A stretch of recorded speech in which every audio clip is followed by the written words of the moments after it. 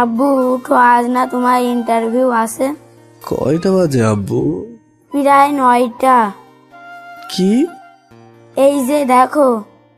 ঘড়ি দেখে তো চমকে তাড়াতাড়ি ফ্রেশ হয়ে তার ছেলে আদনানকে নিয়ে অফিসের দিকে রওনা হয়ে কিছুক্ষণ পর তারা তাদের গন্তব্যে পৌঁছায়। শুভ নাম আসার জন্য অপেক্ষা করতে থাকে। তখনই পিছন থেকে কেউ একজন বলে ওঠে, ভাইয়া তুমি এখানে? পিছনে তাকিয়ে দেখে আরে তানজিলা তুমি? তুমি এখানে কি জন্য আসছো? ইন্টারভিউ দিতে। আর তুমি? আমি এখানেই চাকরি করি। আর এটা কে? আমার বাবা নাকি? তো আমার বাবার নামটা কি? আমার নাম আদনান। তুমি আমাকে বাবা ডাকছো কেন আন্টি? এমনি, তুমি দেখতে অনেক কিউট। কিউট হলে বুঝি বাবা ডাকতে হয়? আদনানের কথা শুনে তারা হাসাহাসি শুরু করে। তখনই পিয়ন এসে বলতে থাকে, আপনাদের মাঝে শুভকে? হ্যাঁ আমি শুভ। ভিতরে আসুন, ম্যাডাম ডাকছে। আব্বু তুমি তোমার আন্টির কাছে থাকবে নাকি আমার সাথে ভিতরে যাবে? আমি তোমার সাথে যাব। আচ্ছা এসো তাহলে। অতঃপর দরজায় গেলাম। আসবো ম্যাম? আসুন। ভিতরে ঢুকতেই অবাক হয়ে গেলাম। এটা কি করে সম্ভব? আমি কাকে দেখছি, যাকে 5টা বছর ধরে খুঁজে আসছি? আদিলা তুমি? আদিলা শুভকে দেখে অবাক হয়ে যায়, কিন্তু কোনো একটা অভিমান তার উপর ভর করে। ও হ্যালো, এটা আপনার বাসা না, বা আমি আপনার বউ না যে এভাবে কথা বলবেন। সরি ম্যাম, আর হবে না। It's okay. আর কি জন্য আসছেন? ইন্টারভিউ দিতে আপনার অফিসে চাকরি করার জন্য। আপনি যেতে পারেন। আপনার মতো চরিত্রহীন পুরুষকে আমি জেনে বুঝে আমার অফিসে চাকরি দিতে পারি না। ম্যাডাম এইভাবে বলবেন না। আমার বাচ্চাটার ভবিষ্যতের প্রতি লক্ষ্য করে আমার প্রতি একটু দয়াবান হন। আপনার ছেলের প্রতি আমি কেন দয়া করব? ছেলেটা কি আমার একা নাকি আপনারও?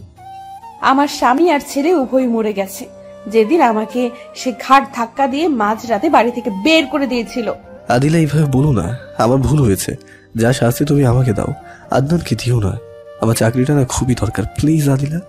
বললাম তো, তোর মতো চরিত্রহীনকে আমি চাকরি দিতে পারি না। তুই চলে যা প্লিজ আদিলা।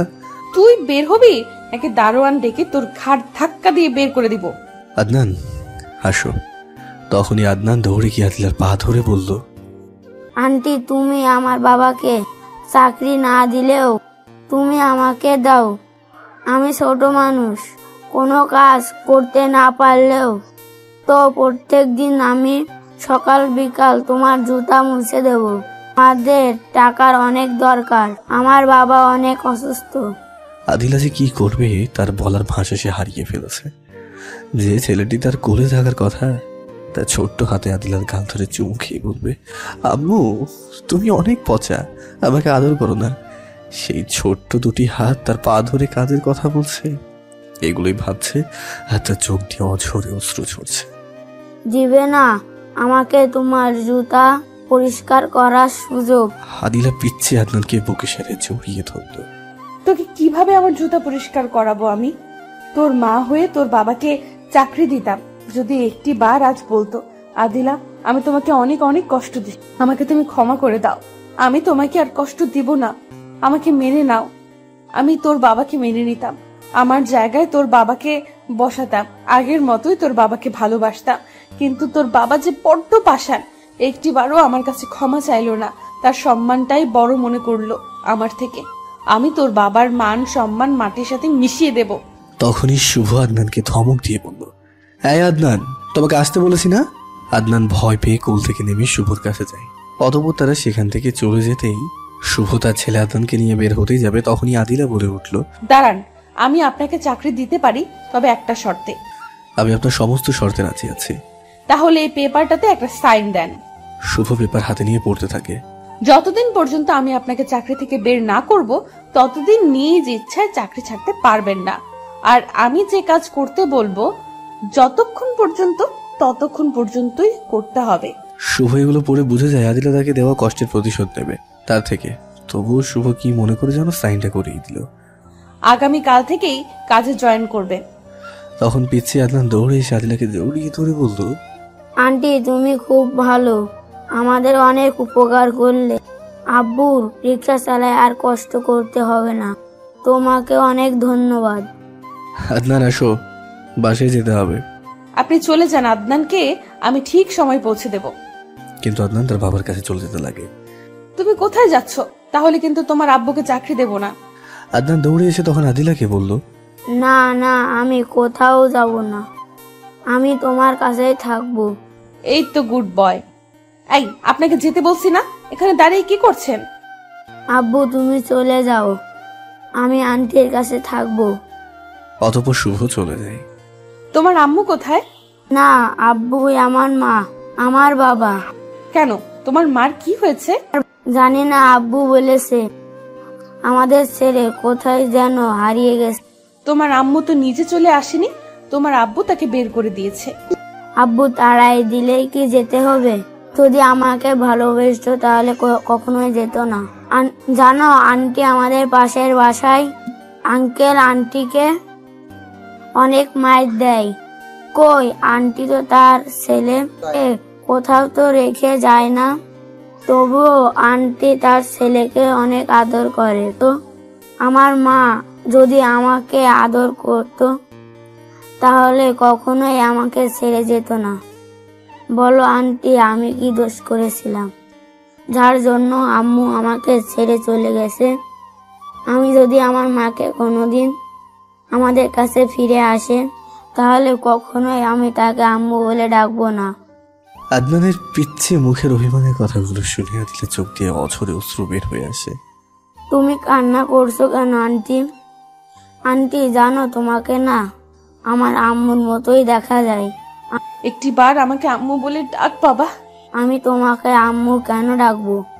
আমি তোর হতভাগী মা, যে তোকে ছেড়ে চলে এসেছে, তোকে আদর করে না, ভালোবাসে না বাবা। একটিবার আমাকে আম্মু বলে ডাক। আদনান সাথে সাথে কোল থেকে নেমে চলে যেতে লাগে। আদিলা তার পিচ্ছি হাতটা ধরে বলে উঠল, বাবা আমাকে ছেড়ে যাস না, তোর এই হতভাগী মাটাকে ক্ষমা করে দে। আমি তোকে আর কখনো ছেড়ে যাব না, তোকে অনেক আদর করব। সত্যি বলছো তো? আমাকে ছেড়ে আর কোথাও চলে যাবে না তো? না বাবা, আর কখনো ছেড়ে যাব না। আদনান তখন আদিলাকে জড়িয়ে ধরে কেঁদে কেঁদে বলে উঠল, আম্মু তুমি অনেক পচা, তুমি অনেক খারাপ। আদিলা তখন তার ছেলে আদনানকে পাগলের মতো চুমু খেতে থাকে। তোকে এখন থেকে অনেক আদর করব। আচ্ছা আব্বু, তখন যে তুমি বললা তোমার আব্বু অনেক অসুস্থ, কি হয়েছে তোমার আব্বুর? জানি না আম্মু, আব্বু যখন রিক্সা চালিয়ে বাড়িতে আসতো তখন দেখতাম অনেকগুলো ওষুধ নিয়ে আসতো। জানো মা, আব্বু যদি একবেলা ওষুধ না খায় তাহলে সেদিন আর বিছানা থেকে উঠতে পারে না। আব্বুকে যদি বলতাম তোমার কি হয়েছে, আব্বু তখন কি বলতো জানো? আমাকে জড়িয়ে ধরে কেঁদে কেঁদে বলতো, বাবা তো মাকে আজও খুঁজে পেলাম না, তুই আমাকে ক্ষমা করে দিস, আল্লাহর কাছে দোয়া করিস আমার জন্য কিছু হওয়ার আগে তোকে যেন তোর মার কাছে পৌঁছিয়ে দিতে পারি। কি হয়েছে আব্বু তোমার? আমি অনেক খারাপ বাবা, আমি তোর মাকে অনেক কষ্ট দিয়েছি, তার সাজা আল্লাহ এখন আমাকে দিচ্ছে। তুই বাবা আমার জন্য আল্লাহর কাছে দোয়া করিস যেন আল্লাহ আমাকে মাফ করে দেন। এগুলো বলতো আর ফুপে ফুপে কান্না করতো। জানো মা, আমার খুব ভয় করতো যদি আব্বুর কিছু হয়ে যায় আমি কার কাছে থাকতাম। আদিলা আদনানের কথা শুনে ভাবতে থাকে, শুভর কি হয়েছে? সে এমন কথা কেন বলছে? তা কি না, আমি তাকে আর দ্বিতীয়বার হারাতে চাই না। আদিলা আদনানের কথা শুনে ভাবতে থাকে, শুভ কি আমি আবার হারিয়ে ফেলবো? এমন কথা সে কেন বলছে? কি হয়েছে তার? এইসব ভাবতে ভাবতে কখন যে তার চোখ দিয়ে পানি চলে এসেছে সে খেয়ালই করেনি। তুমি কান্না করছো কেন আম্মু? আদনানের কথায় ধ্যান ভাঙে আদিলার। কিছু না বাবা, এমনি। আজ সকালে কিছু খেয়েছো? খেয়েছি, কিন্তু আব্বু খাচ্ছিল না। আব্বু চলো, আজ আমরা সারা দিন ঘোরাফেরা করব। আম্মু তুমি কি আর আব্বুর সাথে থাকবে না? জানো মা, প্রতি রাতে আব্বু তোমার ছবি মোবাইল থেকে বের করে বুকের সাথে জড়িয়ে ধরে কান্না করে বলতে থাকে, আদিলা আমাকে ক্ষমা করে দিও, তোমাকে অনেক কষ্ট দিয়েছি, কখনো তোমার মুখে হাসি ফোটাতে পারিনি, রাগ করে থেকো না। আদিলা ফিরে এসো না আমার এই বুকটাতে। এগুলো বলতো আর কান্না করতো। আমি আজই তোর বাবার বুকে ফিরে যেতাম, যদি আজ একটি বার বলতো, আদিলা আমাকে ক্ষমা করে দাও, আমি আর কখনো এমন করব না। আমি তো তোর বাবাকে বলি নাই যে আমার পা ধরে ক্ষমা চাও, তাহলে না সে আমার কাছে ছোট হয়ে যেত। একটি বারও আমার কাছে ক্ষমা চাইলো না। আর আমি, সে যদি একটু অভিমান করতো, আমি বারবার তার পা ধরে অভিমান ভাঙাতাম, ক্ষমা চাইতাম। তোর বাবা আমার অভিমানটা ভাঙালো না। আমি তোর বাবাকে অনেক কষ্ট দেব, অনেক। কি হলো আম্মু, কি ভাবছো, থাকবা না? না। কেন আম্মু? এমনি, চল ঘুরতে যাই। চলো। অতঃপর তারা মা ছেলে বিভিন্ন জায়গায় ঘোরাফেরা করে বিকেলে তারা মার্কেটে যায়। সেখান থেকে আদনানের জন্য কাপড় কিনে চলে যায় শুভর বাসার উদ্দেশ্যে। কিছুক্ষণ পর, আব্বু নামো, এসে পড়েছি। আম্মু তুমি আসো না? না, তোমার আব্বু বকা দিবে। বকা দেবে না, তুমি আসো। না বাবা, আরেকদিন আসবো। আচ্ছা। তখন আদিলা চলে যায়। পরের দিন শুভ অফিসে আসে আদনানকে দিয়ে। ম্যাম আসবো? আসেন। ভিতরে যাওয়ার পর আদনান তার মায়ের কোলে গিয়ে বসে। দাঁড়িয়ে আছেন কেন, বসেন। সত্যি করে বলেন, আপনার কি হয়েছে? শরীর সুস্থ আছে? তা জেনে আপনি কি করবেন? আমার কি কাজ সেটা বলুন। আদিলা শুভর কথায় আবারও কষ্ট পায়। আপনাদের ধারণা হতে পারে শুভ কেন এমন আচরণ করছে। তার যথেষ্ট কারণ রয়েছে। শুভর কাছে অনেক অনেক এরকম কারণ রয়েছে যাতে সে রাগ করবে। গল্পের সাথে থাকুন, অবশ্যই জানতে পারবেন। ঠিক আছে, যখন বলবেন না, শুনেন।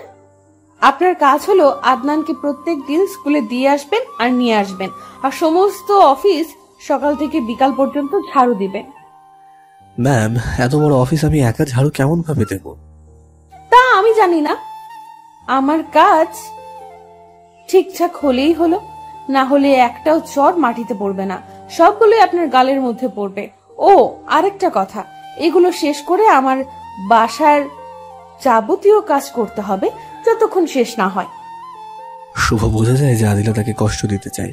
যে মেয়ে শুভর একটু কষ্ট সহ্য করতে পারতো না, সে আজ নিজেই কত কষ্ট দিচ্ছে। কি হলো, যান, হা করে তাকিয়ে আছেন কেন? আমাকে জীবনে দেখেন নাই? শুভ আদনানকে নিয়ে বের হয়ে যায়। কিছুক্ষণ পর ফিরে এসে ঝাড়ুর কাজে লেগে পড়ে। সকাল থেকে বিকেল পর্যন্ত ঝাড়ু দিতে থাকে, কিন্তু সে শেষ করতে পারে না। বিকেলে অফিস ছুটি হলে আদিলা বের হয়ে আসে। তখন শুভর কাজ দেখে রেগে যায় আর বলে ওঠে, এই অলসের বাচ্চা অলস, এখন পর্যন্ত ঝাড়ু দিতে পারিসনি, কি করলি সারাদিন?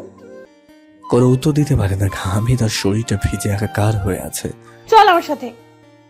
অতঃপর আদিলা তার গাড়িতে উঠে আর বলতে থাকে, আমি গাড়ি চালাবো আর তুই তার পেছন পেছন আসবি। প্লিজ একটু আমার প্রতি রহম করেন। এইভাবে কষ্ট দেওয়া থেকে একেবারে মেরে ফেলে আমার করা অপরাধের প্রতিশোধ নিন। আমি আর পারছি না। একদিনেই হাঁপিয়ে গেছিস, আরো তো সামনের দিন বাকি আছে। গাড়িতে ওঠ, তবে বাসায় গিয়ে গাড়ি ধুয়ে দিবি। তোর মতো চরিত্রহীনের ঘামে আমার গাড়ি নাপাক হয়ে যাবে। পরে গাড়িতে উঠে আদিলার বাসায় যাই। গাড়িটা ধৌত করে আমার জন্য রান্না করবি, তারপর হাঁড়ি পাতিল সমস্ত কিছু পরিষ্কার করে বাড়িটা সুন্দর করে চলে যাবি। এইভাবে কিছুদিন কাজ করায় আদিলা শুভকে নিয়ে একদিন রাতে শুভ আদিলার বাসায় কাজ করতে থাকে। এমন সময় আকাশে মেঘের গর্জন আর বিজলি চমকাতে থাকে। কিছুক্ষণ পর মুষলধারে বৃষ্টি পড়তে থাকে। তখনই আদিলা বলে ওঠে, এখন চলে যা, তোর আর কাজ করতে হবে না। ম্যাডাম, এই অবস্থার মধ্যে কিভাবে যাব? বৃষ্টি কমলে চলে যাব না হয়, ওই ছোট ঘরটাতে থাকি, কাল চলে যাব। কি, তোর মতো চরিত্রহীনকে আমার বাসায় থাকতে দেব? যদি একা পেয়ে আমাকে কিছু করিস, আমার উপর ঝাঁপিয়ে পড়িস, আমি তোর মতো চরিত্রহীনের হাত থেকে নিজেকে কিভাবে রক্ষা করব? যা, তুই এখনই বের হয়ে যা। আদিলার কথা শুনে শুভ ঠাস করে বসে যায়। শুভ ভাবতেই পারেনি আদিলা এমন কথা বল। কি রে, তুই এখানে বসে পড়লি যে? ওঠ, চলে যা বাড়ি থেকে। যাচ্ছি ম্যাডাম, তার আগে একটা কথা বলে যাই। আমি কখনো ভাবতে পারিনি আমার উপর আপনার মনে এতটা ঘৃণা পোষণ করে রেখেছেন। আমি মরে গেলে যখন আপনি খুশি হবেন তো যাচ্ছি, তবে এখান থেকে যাওয়ার পর যদি ম্যাডাম আমার কিছু হয়ে যায় তো আমার ছেলেটাকে একটু দেখে রাখবেন। নিজের সন্তান মনে করে লালন পালন করবেন। তাকে চরিত্রহীনের ছেলে মনে করে কষ্ট দিয়েন না, আর এই চরিত্রহীনটাকে ক্ষমা করে দিয়েন। এই বলে কান্না ভেজা চোখ নিয়ে বের হয়ে যায় শুভ। কঠিন বৃষ্টি, রাস্তা অন্ধকার, কিছুই দেখা যায় না। মাঝে মাঝে বিজলির আলোয় কিছুটা রাস্তা দেখা যায়। তাতেই শুভ চলতে থাকে। চলতে চলতে শুভর পা এক সময় আর চলে না। সামনে একটা বাড়ি দেখে বারান্দায় হেলান দিয়ে বসে যায়। পরের দিন সেই বাড়িওয়ালা মেয়ে দরজা খুলে দিতেই সামনে একটা মানুষকে দেখে চিৎকার দিয়ে ওঠে। চিৎকার শুনে মেয়েটির মা দৌড়ে আসে। মা দেখো, বারান্দায় একটা লোক কিভাবে থরথর করে শীতে কাঁপছে। অতঃপর মা মেয়ে শুভর কাছে গিয়ে হাত দিয়ে চমকে ওঠে তানজিলা। ভাইয়া, তুমি এই অবস্থা কেন তোমার? কিন্তু শুভ কোনো কথা বলতে পারে না, জ্বরে তার পুরো শরীর পুড়ে যাচ্ছে। আম্মু, ভাইয়াকে ধরো, ভিতরে নিতে হবে। অতঃপর শুভকে ভিতরে নেয় তানজিলা। শুভর হাতে কিছু কাপড় পরিধান করে দেয়, যাতে ভিজা কাপড় পরিবর্তন করে কিছুক্ষণ পর শুভর মাথায় পানি ঢালতে থাকে। কিন্তু জ্বর কমার তো কোনো নামগন্ধই নেই, যেন জ্বর বেড়েই যাচ্ছে। কিছুক্ষণ পর যখন জ্বর একটু কমে, তখন শুভ চোখটা খোলে। তানজিলা, বলো ভাইয়া। আমার প্যান্টের প্যাকেটে কিছু ওষুধ আছে, সেগুলো আনো তো। তানজিলা সেগুলো এনে দিলে শুভ খেয়ে নেয়। তোমার কাছে টাকা থাকলে আর কয়েকটা ওষুধ নিয়ে আসো না। তারপর তানজিলা শুভর কথা মতো হাসপাতালে যায়, আর সেখানে তার এক বান্ধবীর সাথে দেখা হয়। এই তানজিলা, কি মনে করে হাসপাতালে? দোস্ত, কিছু ঔষধ নিতে আসছি। কই দেখি। সেগুলো দেখে মাইশা পুরো চমকে ওঠে। হেই, আন্টির এমন রোগ হয়েছে, আমাকে তো কিছুই জানাস নাই। কি বলছিস? আম্মু কিচ্ছু হয়নি, এটা আমার ভাইয়ের জন্য। তোর ভাই কই থেকে আসলো? সে অনেক কাহিনী, তোকে পরে এক সময় বলবো। আগে বল, এটা কিসের ঔষধ? চল আগে তোর ভাইকে দেখি, তারপর বলবো। চল। তারপর শুভ শরীর চেক করে বলে, দোস্ত, তোর ভাইয়ের রোগ হয়েছে। কি বলছিস? তার মানে আমার ভাই আর বাঁচবে না? সম্ভাবনা একদম কম, তবে এখন অপারেশন করলে কিছুটা বাঁচার সম্ভাবনা আছে। আরো কিছুক্ষণ কথা বলে মাইশা চলে যায়। দেখতে দেখতে 3 দিন চলে যায়। এতে শুভ কিছুটা সুস্থ হয়ে ওঠে। কয়দিন ধরে তোমাকে একটা কথা বলবো ভাবছি। বল। আমাদের ম্যাডাম তোমার সাথে এমন আচরণ করে কেন? আমাদের সাথে তো এমন করে না। সেগুলো বললে তুমিও আমায় খারাপ ভাববে, তুমিও আমাকে দূরে ঠেলে দেবে। যে মানুষ রাতে একটা মেয়েকে খারাপ ছেলেদের হাত থেকে বাঁচিয়ে নিজে ভালোভাবে বাসায় পৌঁছে দিতে পারে, সে কখনো খারাপ হতে পারে না। আমি তোমাকে কখনো খারাপ ভাববো না। বলো, তোমাদের মাঝে কিসের সম্পর্ক ছিল আর কিভাবে কি হয়েছে? শোনো তাহলে, আজ থেকে কিছু বছর আগে যখন আমি ভার্সিটিতে পড়তাম, তখন একদিন এক বন্ধুর সাথে বসে গান গাইছি। তখনই একখান সুম্মাতে কারেন্ট লাগাইলি, 2 খান সুম্মাতে ভোল্টেজ লাগাইলি। তোর লজ্জা করে না মেয়েদের দেখে এসব গান গাইতে? লুচ্চা কোথাকার, তোকে পরে দেখে নেব। আজ ক্লাসের সময় হয়ে গেছে।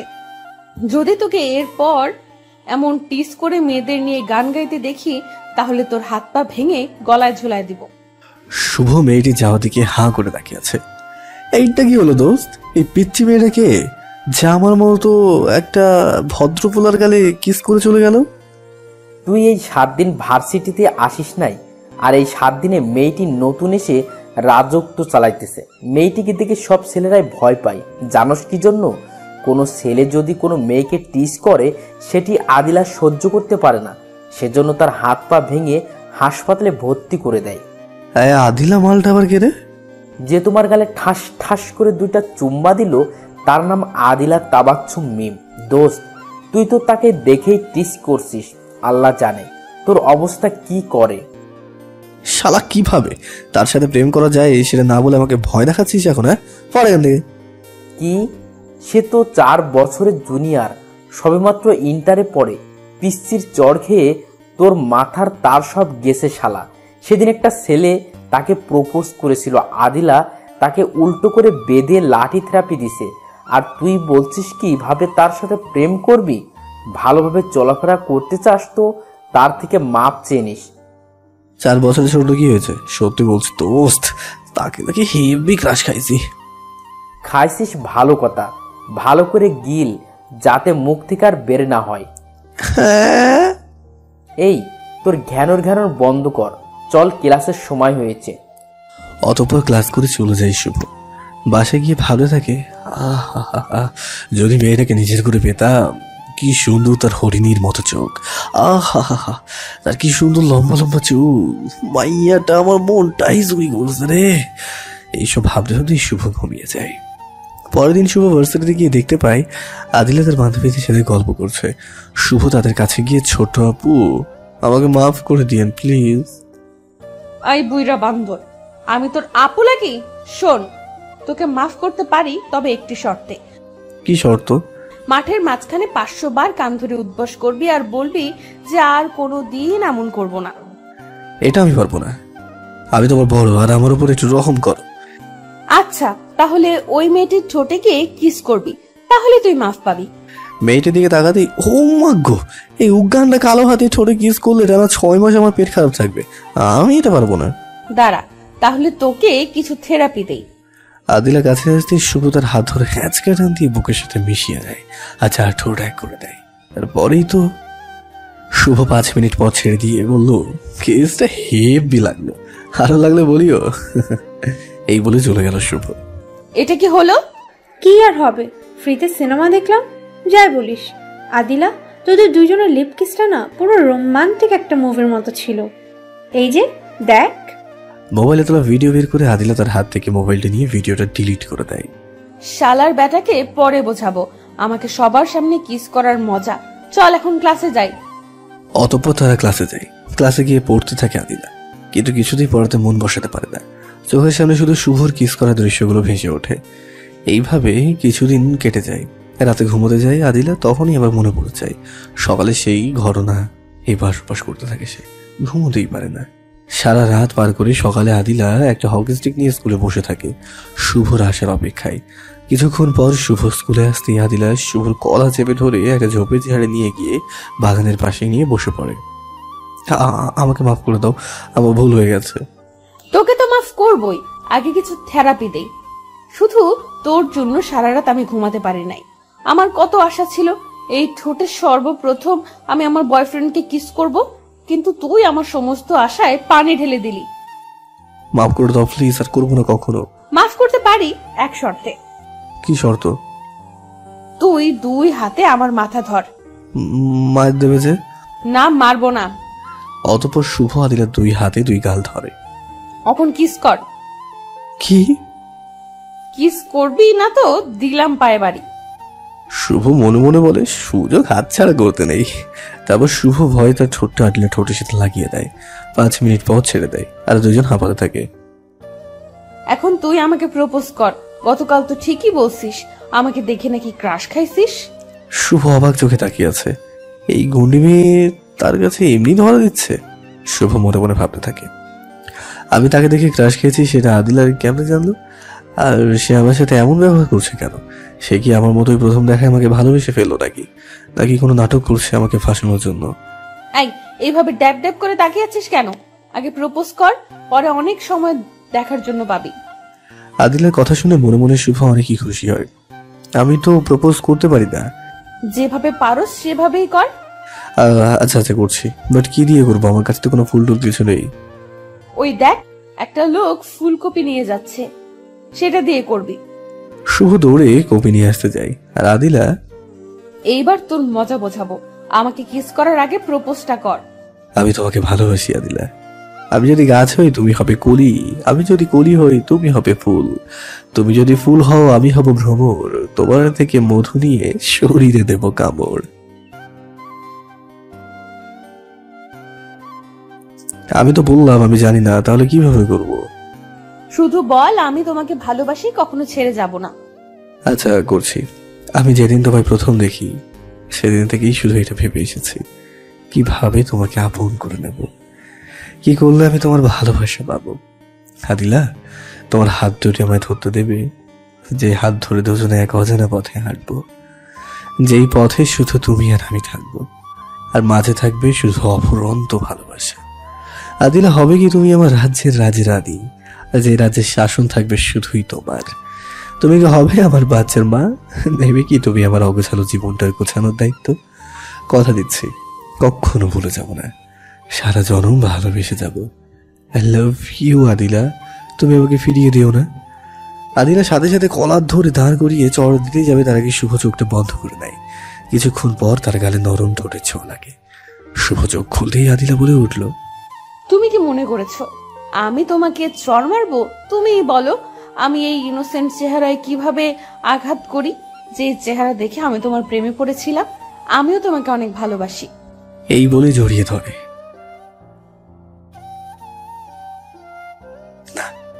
তোমায় কখনো ছেড়ে যাবো না। আমার একটা চিমটি কাটো তো। কেন? আমি তো বিশ্বাসই করতে পারছি না এগুলো বাস্তব নাকি স্বপ্ন। ও মাগো, হ্যাঁ এত সময় কেউ চিমটি কাটে দেখি? হ্যাঁ হয়েছে হয়েছে, এবার বিশ্বাস হয়েছে, এটা বাস্তব। আচ্ছা সত্যি করে একটা কথা বলবে, তুমি এই খ্যাত ছেলেটাকে কিভাবে ভালোবাসলে কলেজে টপ সুন্দরী হয়ে? আগে চল একটা পার্কে বসি। চলো। পার্কে গিয়ে আদিলা ঘাসের উপরে বসে পড়ে আর শুভ তার রানের ওপর মাথা দিয়ে শুয়ে পড়ে। তারপর আদিলা শুভর মাথায় হাত বোলাতে থাকে আর বলতে থাকে, আজ থেকে 3 বছর আগে তোমাকে আমার বাড়ির পাশে একটা মেলায় গান গাইতে দেখেছিলাম। জানো শুভ, সেদিন তোমার গানের সুরে আর তোমার এই মায়াবী চেহারার প্রেমে পড়ে যায়। যখন তোমার গান শেষ হয় আমি দৌড়ে তোমার কাছে যেতে লাগি, কিন্তু ভিড়ের কারণে তোমার কাছে যেতে পারিনি। ভিড় যখন কমে আসে আমি সেখানে গিয়ে শুনতে পাই তুমি নাকি চলে গেছো। সেদিন তোমাকে অনেক খুঁজেছি কিন্তু তোমাকে আর পাইনি। এরপর যখনই আমি রাস্তায় বের হতাম তখনই তোমাকে খুঁজে বেড়াতাম, আর প্রত্যেক বছর বছর আমি স্কুল পরিবর্তন করতাম তোমাকে খোঁজার জন্য, শুধু তোমার ভালোবাসা পাওয়ার জন্য। তাই এইবারও এই কলেজে এসেছি শুধু তোমার জন্য। এই প্রথম দিন এসেই সমস্ত ছাত্রদের দেখেছি কিন্তু তোমাকে দেখতে পাইনি, তাই ভাবছিলাম চলে যাব। তখনই আমার এক বান্ধবী মায়া আমাকে বলে, এই আদিলা, তুই তো এই কলেজে নতুন এসেছিস, কলেজের ছেলেদের সম্পর্কে কিছু জানিস না, তাই আগে তোকে সাবধান করে দেই।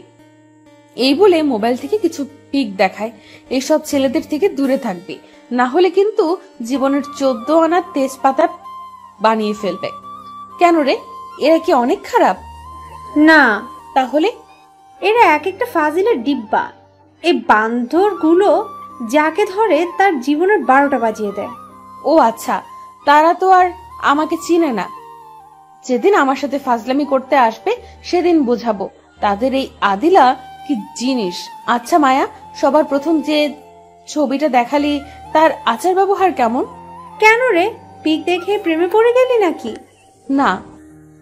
তাহলে? এমনি শুনতে যাচ্ছি।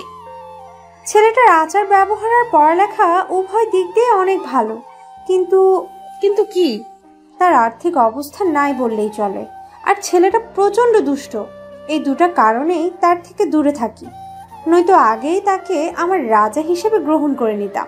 আমার সমস্যা নাই, চলবে। কি বললি? কিছুই তো বুঝলাম না। চল। তোর চলবে মানে কি? এখন বুঝে কাজ নাই, পরে বুঝে নিস। এই বলে সেখান থেকে চলে আসি। জানো শুভ, সেদিন তোমাকে দেখার পর কতটা খুশি হয়েছিলাম তা তোমাকে বলে বোঝাতে পারবো না। পরে তোমার কলেজে আসার অপেক্ষায় থাকতাম, কোন দিন তুমি আসবে আর কখন তোমার সাথে আমি কথা বলবো।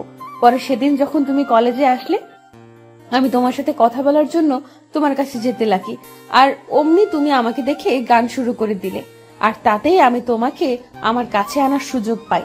আমার জানটাকে দুইটা থাপ্পড় লাগিয়ে দিয়ে কেন মেরেছিলাম জানো? যদি আমি তোমার সাথে কথা বলতাম তাহলে হয়তো তুমি মনে মনে নিজেকে নিয়ে অনেক গর্ববোধ করতে যে কলেজের টপ সুন্দরী নিচ থেকে তোমার সাথে কথা বলতে আসছে। তাই সেদিন আমার জানোটাকে মেরেছিলাম যেন সে আমাকে নিয়ে ভাবে আর আমার পেছনে ঘুরঘুর করে। বাহ, আমার জানটা দেখি অনেক চালাক। চালাকি করছি আমার ভালোবাসাকে পাওয়ার জন্য। এই খ্যাত ছেলেটাকে তুমি এত ভালোবাসো? দেখো শুভ, তুমি নিজেকে আমার সামনে খ্যাত বলবে না। তুমি অন্য কারো চোখে খ্যাত হলেও তুমি আমার চোখে আমার রাজ্যের রাজা। আচ্ছা বাবা, আর বলবো না। এই যে দেখো কান ধরছি। ওকে চলো, আজ অনেক হয়েছে, এখন বাড়ির দিকে যাওয়া যাক। আচ্ছা চলো। এইভাবেই তাদের ভালোবাসা খুনসুটির মধ্যে চলতে থাকে আর একে অপরের প্রতি বিশ্বাস আর ভালোবাসা বাড়তে থাকে। হঠাৎ একদিন সকালে আদিলা ফোন করে শুভকে আর কলেজে ডাকে শুভকে। শুভ কলেজে গিয়ে যা দেখতে পায় তো তার পায়ের নিচের মাটি সরে যায়। শুভ স্কুলে গিয়ে দূর থেকে দেখতে পায় আদিলাকে একটা ছেলে প্রপোজ করছে, আর আদিলা হেসে হেসে তাকে কি যেন বলছে। কিছুক্ষণ পর আদিলা ছেলেটির হাত থেকে ফুলটা নিয়ে আদিলার হাতটা বাড়িয়ে দেয় ছেলেটিকে বুকে নেওয়ার জন্য। শুভ দূর থেকে সেটি সহ্য করতে না পেরে সেখান থেকে এসে এক নদীর কিনারায় বসে পড়ে। কিন্তু সে ভাবে সে কিভাবে এটা সহ্য করবে। যাকে শুভ তার জীবনের চেয়েও বেশি ভালোবাসে সে যদি তাকে অন্য কাউকে ভালোবাসে, অন্য কাউকে বুকে নেওয়ার জন্য তাকে দেখানোর জন্য ডেকে আনে, কারো ভালোবাসা যদি তাকে ছাড়া অন্য কাউকে বুকে নেয়, সে কি সেটা সহ্য করতে পারবে? আপনাদের যদি কেউ এরকম থাকে তাহলে হয়তো বুঝতে পারবেন তেমনি শুভও পারেনি। আর ভালোবাসার মানুষ তার চোখের সামনে অন্যকে জড়িয়ে ধরতে দেখে তো শুভ নদীর কিনারে এসে পানিতে ঢিল ছুঁড়ে মারে আর বলতে থাকে, এই বুঝি ধনী মেয়েদের ভালোবাসা। কি অপরাধ আমি করেছি যার জন্য তুই আমাকে ঠকালি? কেন এমন করলি? কেন আমার জীবনটা এইভাবে নষ্ট করে দিলি? কি অপরাধ ছিল আমার? যদি ভালো নাই বাসতি তাহলে কেন আমাকে ভালোবাসা শেখালি? কেন তুই ভালোবাসার অভিনয় করলি আমার সাথে? শুভ সব মনে মনে বলছে, তার চোখ দিয়ে অঝরে অশ্রু ঝরছে।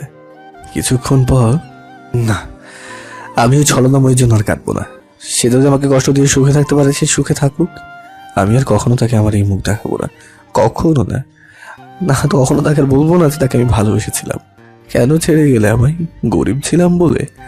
আমি এতটা নিকর্মা ছিলাম না যে তোমাকে সুখে রাখতে পারতাম না। তুমি সুখে থাকার জন্য আমাকে ছেড়ে চলে গেলে। তুমি তোমার ভালোবাসার মানুষকে নিয়ে সুখে থেকো। এদিকে আদিলা শুভর জন্য অপেক্ষা করতে থাকে। শুভ আর তার সামনে চায় না। আদিলা শুভর নম্বরে ফোন করে বারবার, কিন্তু শুধু একটা কথাই বলে, আপনি যে নম্বরে ফোন করেছেন তা এই মুহূর্তে বন্ধ রয়েছে, কিছুক্ষণ পর আবার চেষ্টা করুন। বারবার যখন এই একই কথাই বলে আদিলা অস্থির হয়ে যায়। আবার শুভর কোনো কিছু হলো না তো? এই তো কিছুক্ষণ আগে তো বললাম, এখন ফোন তুলছে না কেন? তার কি কোনো... না না না, আমি সব কি ভাবছি? আমার শুভর কিছু হতে পারে না। এইভাবে সকাল গড়িয়ে বিকাল হয়ে যায়, তবুও শুভর কোনো খোঁজ আদিলার কাছে আসে না। আদিলা বাসায় গিয়ে শুয়ে পড়ে, বারবার শুভকে ফোন করে, মেসেজও করতে থাকে। প্লিজ শুভ, একটিবার ফোনটা তুলো। কেন তুমি ফোন তুলছো না? এইসব ভাবছে আর বালিশে মুখ গুজে দিয়ে কান্না করছে। শুভ, তুমি একটিবার আমার সাথে কথা বলো। কেন তুমি আমার সাথে অভিমান করেছো? যদি আমি কোনো অপরাধ করে থাকি তাহলে আমাকে বলো, তবুও আমার সাথে কথা বলো। মনে মনে বলছে আদিলা। এইভাবে একদিন দুই দিন চলতে চলতে কিছুদিন কেটে যায়। আদিলা শুভর কোনো খোঁজ খবর পায় না। এই কয়দিন আদিলার শরীরের অবস্থা একদমই খারাপ হয়ে যায়।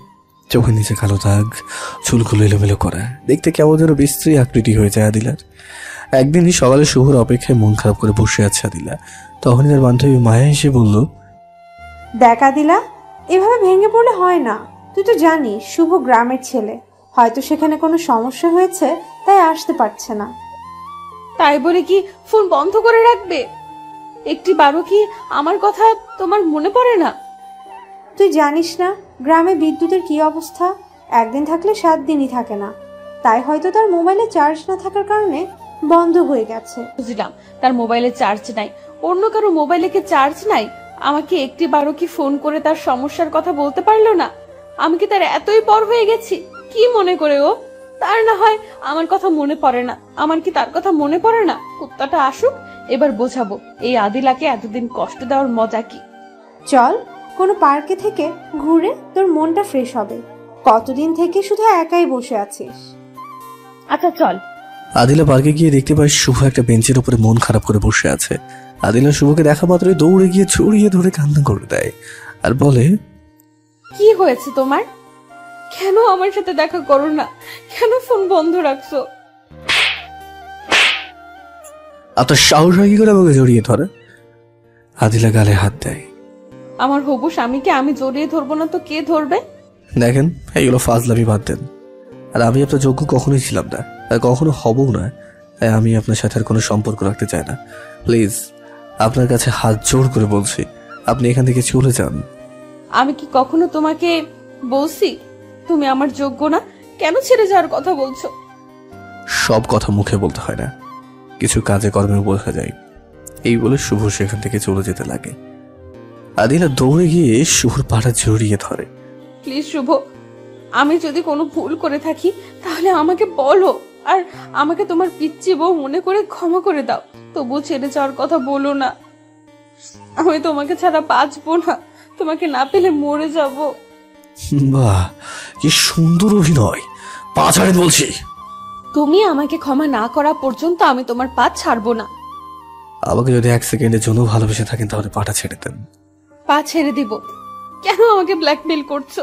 আমাকে ক্ষমা না করে দিলে আমি তোমাকে ছাড়া বাঁচবো না। আমাকে না পেলে মরে যাবেন? আরে, আমার মতো একটা ছোট লোক আপনার জীবন থেকে সরে গেলে কি হবে?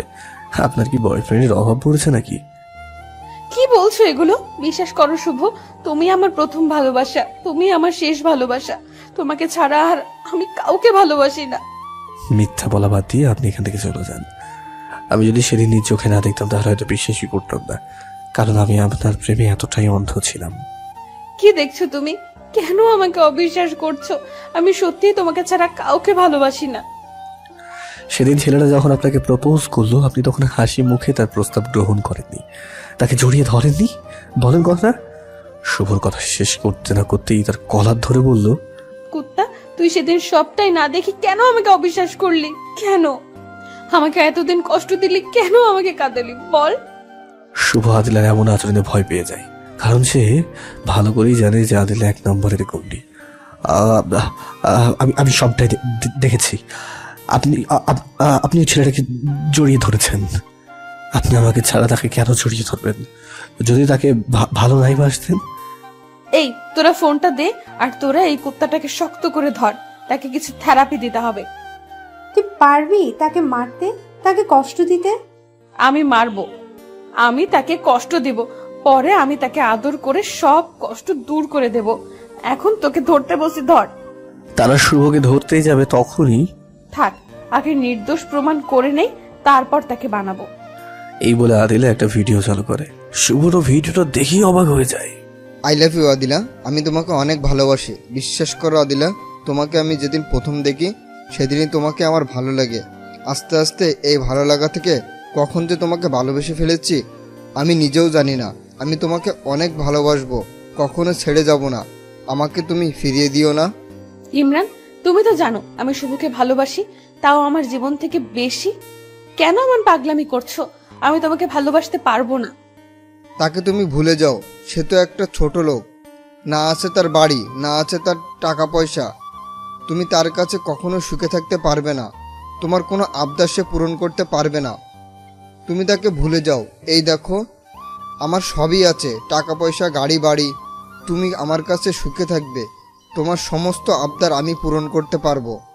তখন ইমরানের হাত থেকে ফুলটা নিয়ে 2 হাত লম্বা করে বুকে আসো। ইমরান, আমি এমনই একজন লোক আমার লাইফ পার্টনার হিসেবে খুঁজতেছিলাম। ইমরান খুশি মনে আদিলাকে জড়িয়ে ধরতেই যাবে, তখনই কুত্তার বাচ্চা, তোর সাহস কি করে হয় আমার শুভকে ছোট লোক বলা?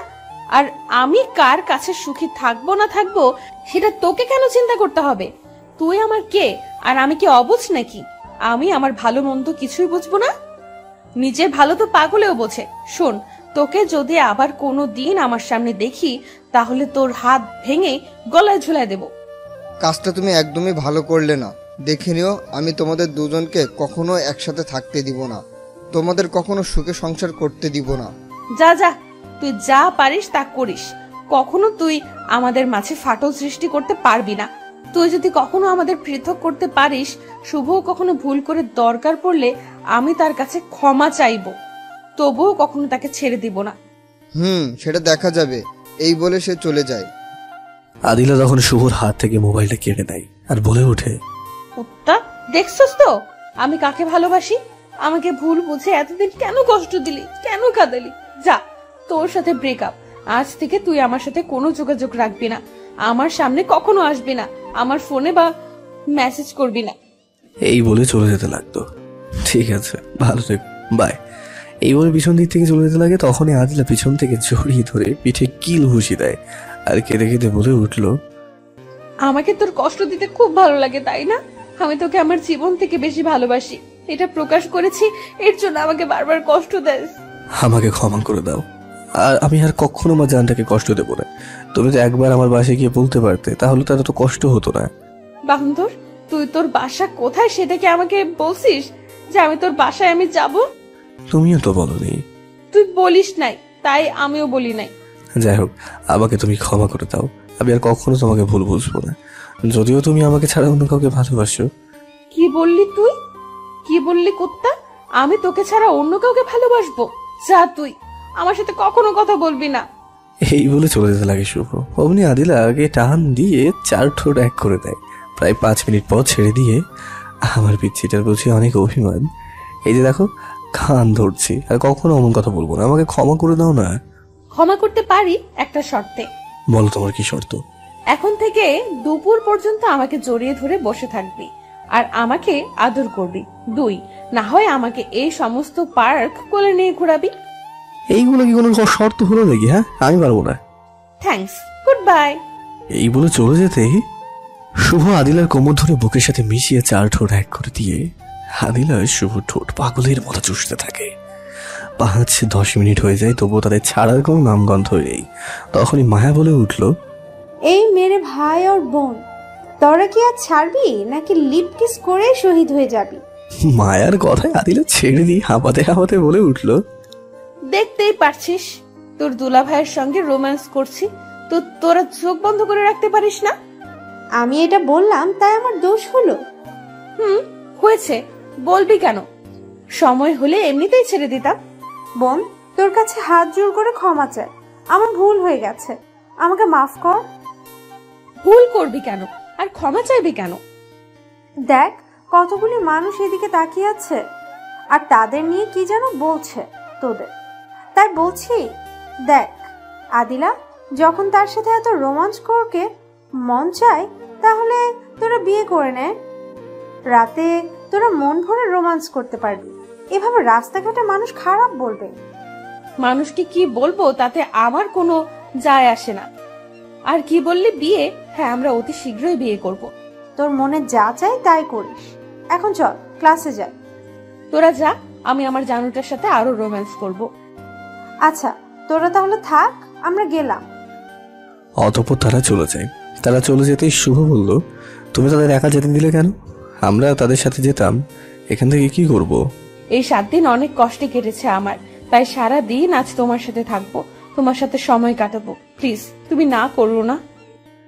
আচ্ছা আমার পিচ্ছি বউ, তোমার যতক্ষণ মন চায় আমার সাথে থাকো, তবে এখন কোথায় যাবে? আজ সারা দিন তোমার হাত ধরে এই পার্ক কয়েকটার নাম বললো, এগুলোতে ঘুরবো। আচ্ছা তাহলে চলো। তারপর তারা একে অপরের হাত ধরে পার্কে ঘুরতে লাগলো, আর ভবিষ্যতে কি করবে না করবে তা নিয়ে তারা নানা রকমের গল্প করতে লাগলো। এইভাবে বিকেল পর্যন্ত ঘোরাঘুরি করে বাড়ির দিকে ফিরতে যাবে, তখনই আদিলা বলল, শুভ ওই যে দেখো ওইখানে একটা ফুচকা দোকান। কি হয়েছে তাতে? কিছু না। শুভ তখন আদিলাকে কোলে নিয়ে বলল, আমার পরিটা কি রাগ করেছে আমার ওপর? হ্যাঁ, আমার পরিটা রাগ করেছে, একদম ভালো লাগে না। পেতনির মতো দেখা যায় আমার পিচ্চিটাকে। পিচ্চিটাকে বুঝি ফুচকা খেতে মন চাইছে, আমি আজ নিজ হাতে আমার পরিটাকে ফুচকা খাওয়াবো। শুভর কথা শুনে আদিলা তার গালে ছোট্ট একটা কিস করে। এই কি করলে? কিস করলে কেন এখন? আমার জানুটা যে আমার মনের কথা বুঝে যায়, আমি ফুচকার দোকান দেখার সাথে সাথে এজন্য তোমাকে বলেছিলাম যাতে তুমি নিজ হাতে আমাকে ফুচকা খাওয়ায় দাও, আর সেটি তুমি আগেই বললে, তাই অগ্রিম একটা কিস দিলাম। অতঃপর শুভ আদিলাকে কোলে নিয়ে ফুচকা দোকানে যায়। হ্যাঁ মামা, 2 প্লেট ফুচকা দিন তো। তবে চোখের ইশারায় ফুচকাওয়ালাকে কি যেন বলে। আচ্ছা ম্যাডাম, আপনারা বেঞ্চে গিয়ে বসেন। অতঃপর তারা বেঞ্চে বসতেই ফুচকাওয়ালাও ফুচকা নিয়ে সামনে আসলো। এই যে নেন আপনাদের ফুচকা। শুভ তখন প্লেট থেকে একটা ফুচকা নিয়ে আদিলার মুখের সামনে ধরে। আদিলা সেটি খেয়ে নেয়। অতঃপর আদিলা একটি নিয়ে শুভর মুখের সামনে ধরে আর মনে মনে ভাবে, খাও চান্দু, বুঝবে কত মজা, কত দানে কত চাল, আমাকে পেতনি ডাকা। কি হল আদিলা, কি ভাবছো আমাকে খাওয়াবে না? জানো তোমার হাতে ফুচকা যে কত টেস্ট লাগে। শুভর কথা শুনে আদিলার ধ্যান ভাগে। খাওয়াবো তো, এই নাও। একে একে সব খাওয়ালো। যখন আদিলা দেখলো যে শুভ ফুচকা খেয়ে কোনো রিয়াক্ট করছে না, তখন আদিলা ফুচকাওয়ালা দিকে ইশারা কি যেন বলতো। ম্যাডাম, সবচেয়ে বেশি করে দিয়েছি। ফুচকাওয়ালার কথা শুনে আদিলা মন খারাপ করে ফেলে। সে তার প্ল্যানে সাকসেসফুল হতেই পারে নাই, এই জন্য। আমার জানুটার আবার কি হলো, প্ল্যান সাকসেস হয় নাই এই জন্য বুঝি মন খারাপ? তুমি কি ভাবছো ফুচকায় ঝাল বেশি দিলে আমি খেতে পারবো না? আমি অনেক ঝাল খেতে পারি। আমি তোমার উপর প্রতিশোধ নিতে চেয়েছিলাম, তখন তুমি আমাকে পেতনি ডাকছিলে, তার জন্য ভাবছিলাম তোমাকে আরো বেশি ঝাল খাইয়ে কষ্ট দেব, অতঃপর গল্পের নায়িকার মতো আমার গোলাপি ঠোঁটের ছোঁয়া দিয়ে তোমার ঝাল কমিয়ে দেব। একটাও পেলাম না, তার জন্য মন খারাপ। আচ্ছা আসো, তোমার একটা আশা পূরণ করি। শুভ আদিলার কোমর ধরে টান দিয়ে 4 ঠোঁট এক করে নেয়। 5 মিনিট পর ছেড়ে দিয়ে বলে, এইবার কইছি তো? আদিলা, তুমি আমাকে কতটুকু চেনো, কতটুকু ভালোবাসো জানি না, তবে তোমার সাথে যদি আমি বিয়ের আগেই রুম ডেট করতে চাই, তুমি কি রাজি হবে? একবার কেন, 1000 বার তোমার সাথে বিয়ের আগেই রুম ডেট করতে আমি রাজি আছি। এত ভালোবাসো আমাকে? ধরো যদি আমি তোমার সাথে রুম ডেট করার পর তোমাকে ছেড়ে দিই? তোমার প্রতি আমার সীমাহীন বিশ্বাস আছে যে তুমি আমাকে কখনোই ছেড়ে দিবে না, এই বিশ্বাস নিয়েই তোমার হাতটা ধরেছি আমি। ধরো কখনো আমি তোমার থেকে সুন্দরী কোনো মেয়ে পেয়ে তোমাকে ছেড়ে দিলাম, তখন তুমি কি করবে? সারা জীবনের জন্য এই পৃথিবী ছেড়ে চলে যাব। না আদিলা, এমন কথা বলো না। আমি তোমাকে ছাড়া বাঁচতে পারবো না, কখনো তোমাকে ছেড়ে দেবো না মরার আগে পর্যন্ত। তোমার এই হাতে শক্ত করে ধরে থাকবো। এই বলে আদিলাকে বুকের সাথে জড়িয়ে দেয়। কিছুক্ষণ পর আদিলাকে বলল, চলো এবার বাসার দিকে যাওয়া যাক, সন্ধ্যা হয়ে আসছে। আগে তাহলে একটা পাপ্পি দাও। শুভ আদিলার কপালে একটা পাপ্পি দেয়। অতঃপর তারা দুজন তাদের গন্তব্যে রওনা হয়। আদিলা বাড়ি এসে ফ্রেশ হয়ে মাগরিবের নামাজ পড়তে বসে। অতঃপর রাতে ডিনারের সময় তারা সকলে একসাথে খেতে বসে। তখন তার পিতা প্রশ্ন করে বসে, আদিলা, ছেলেটি কে? কি তার পরিচয়? কোন ছেলেটি বাবা? যার সাথে আজ সারাদিন ঘোরাফেরা করছো? ও, সে আমার ফ্রেন্ড। শুধু কি ফ্রেন্ড? হুম। তাহলে এগুলো কি মোবাইল থেকে তাদের রোমান্টিক মুহূর্তের কিছু ফটো দেখায়? সরি বাবা, আমরা দুজন দুজনকে ভালোবাসি, যদিও ছেলেটি গরিব। দেখো আদিলা, আমি ভালোভাবে তোমাকে বলছি, তুমি তাকে ভুলে যাও। আমি তোমাদের সম্পর্ক কিছুতেই মেনে নিব না। আমার পক্ষে তাকে ভোলা সম্ভব নয়। আমি তাকে ভালোবাসি আর আমি তাকেই বিয়ে করব। তোর এত বড় সাহস, তুই আমার মুখের উপর কথা বলিস? তোর আজ থেকে কলেজে যাওয়া বন্ধ। 3 দিন পর আমার বন্ধু লন্ডন থেকে আসবে, তখন তার ছেলের সাথে তোকে বিয়ে দেব। তখন দেখবো তোদের ভালোবাসা কোথা থেকে থাকে। এই বলে আদিলাকে একটা ঘরে বন্ধ করে দেয়। এদিকে শুভ আদিলাকে রাতে ফোন দেয়, কিন্তু ফোনটা বন্ধ। এই কথাই বলতে থাকে। শুভ তার কথা চিন্তা করতে থাকে, আমার আদিলা কিছু হবে না তো? ফোন কেন তুলছে না? এইসব ভাবতে ভাবতে ঘুমিয়ে দেয়। পরের দিন শুভ ঘুম থেকে উঠে ফ্রেশ হয়ে তাড়াতাড়ি তার স্কুলে গিয়ে আদিলা যেন অপেক্ষা করতে থাকে, কিন্তু তার অপেক্ষায় রয়ে যায়। আদিলা আর আসে না। সে আসবে বা কিভাবে? সে তো ঘরে বন্দি আছে। এদিকে আদিলা তার খাওয়া দাওয়া বাদ দেয়। দেখতে দেখতে 2টা দিন চলে যায়। এতে শুভ অনেকটাই ভেঙে পড়ে। আদিলার সাথে কথা হচ্ছে না, দেখা হচ্ছে না বলে অতঃপর শুভ কোনো সন্ধান না পেয়ে আদিলার বান্ধবী মায়ের কাছে যায়। মায়া, তুমি কি আদিলার খবর কিছু জানো? সে কোথায়? না তো, 2 দিন ধরে ফোন করছি, তুলছেই না। আমার তার বাড়ি যাওয়ার সুযোগ হচ্ছে না। আর তোমার শরীরের এই অবস্থা কেন? জীবনে দেখলাম 2টা পাগল, আদিলার অবস্থা দেখলাম, আর এখন তোমার। আল্লাহ না করুক যদি তোমাদের মাঝে কারো কিছু হয়ে যায়, তখন তোমাদের যে কি হবে। প্লিজ এগুলো বাদ দাও, আগে আমার আদিলার খবরটা আমাকে দাও প্লিজ। আমি তো তার খোঁজ জানি না, তবে চলো দেখি, তার বাসায় যাই। অতঃপর তার আদিলার বাসার দিকে রওনা হয়। তারপর কিছু দূর যাওয়ার পর মায়া বলল, তুমি এখানে দাঁড়াও, আমি ভিতরে গিয়ে দেখছি। আচ্ছা। তারপর মায়া ভিতরে গিয়ে আদিলার মাকে আদিলার কথা জিজ্ঞেস করতেই, আন্টি, আদিলা কোথায়? 3 দিন ধরে সে কলেজে যাচ্ছে না।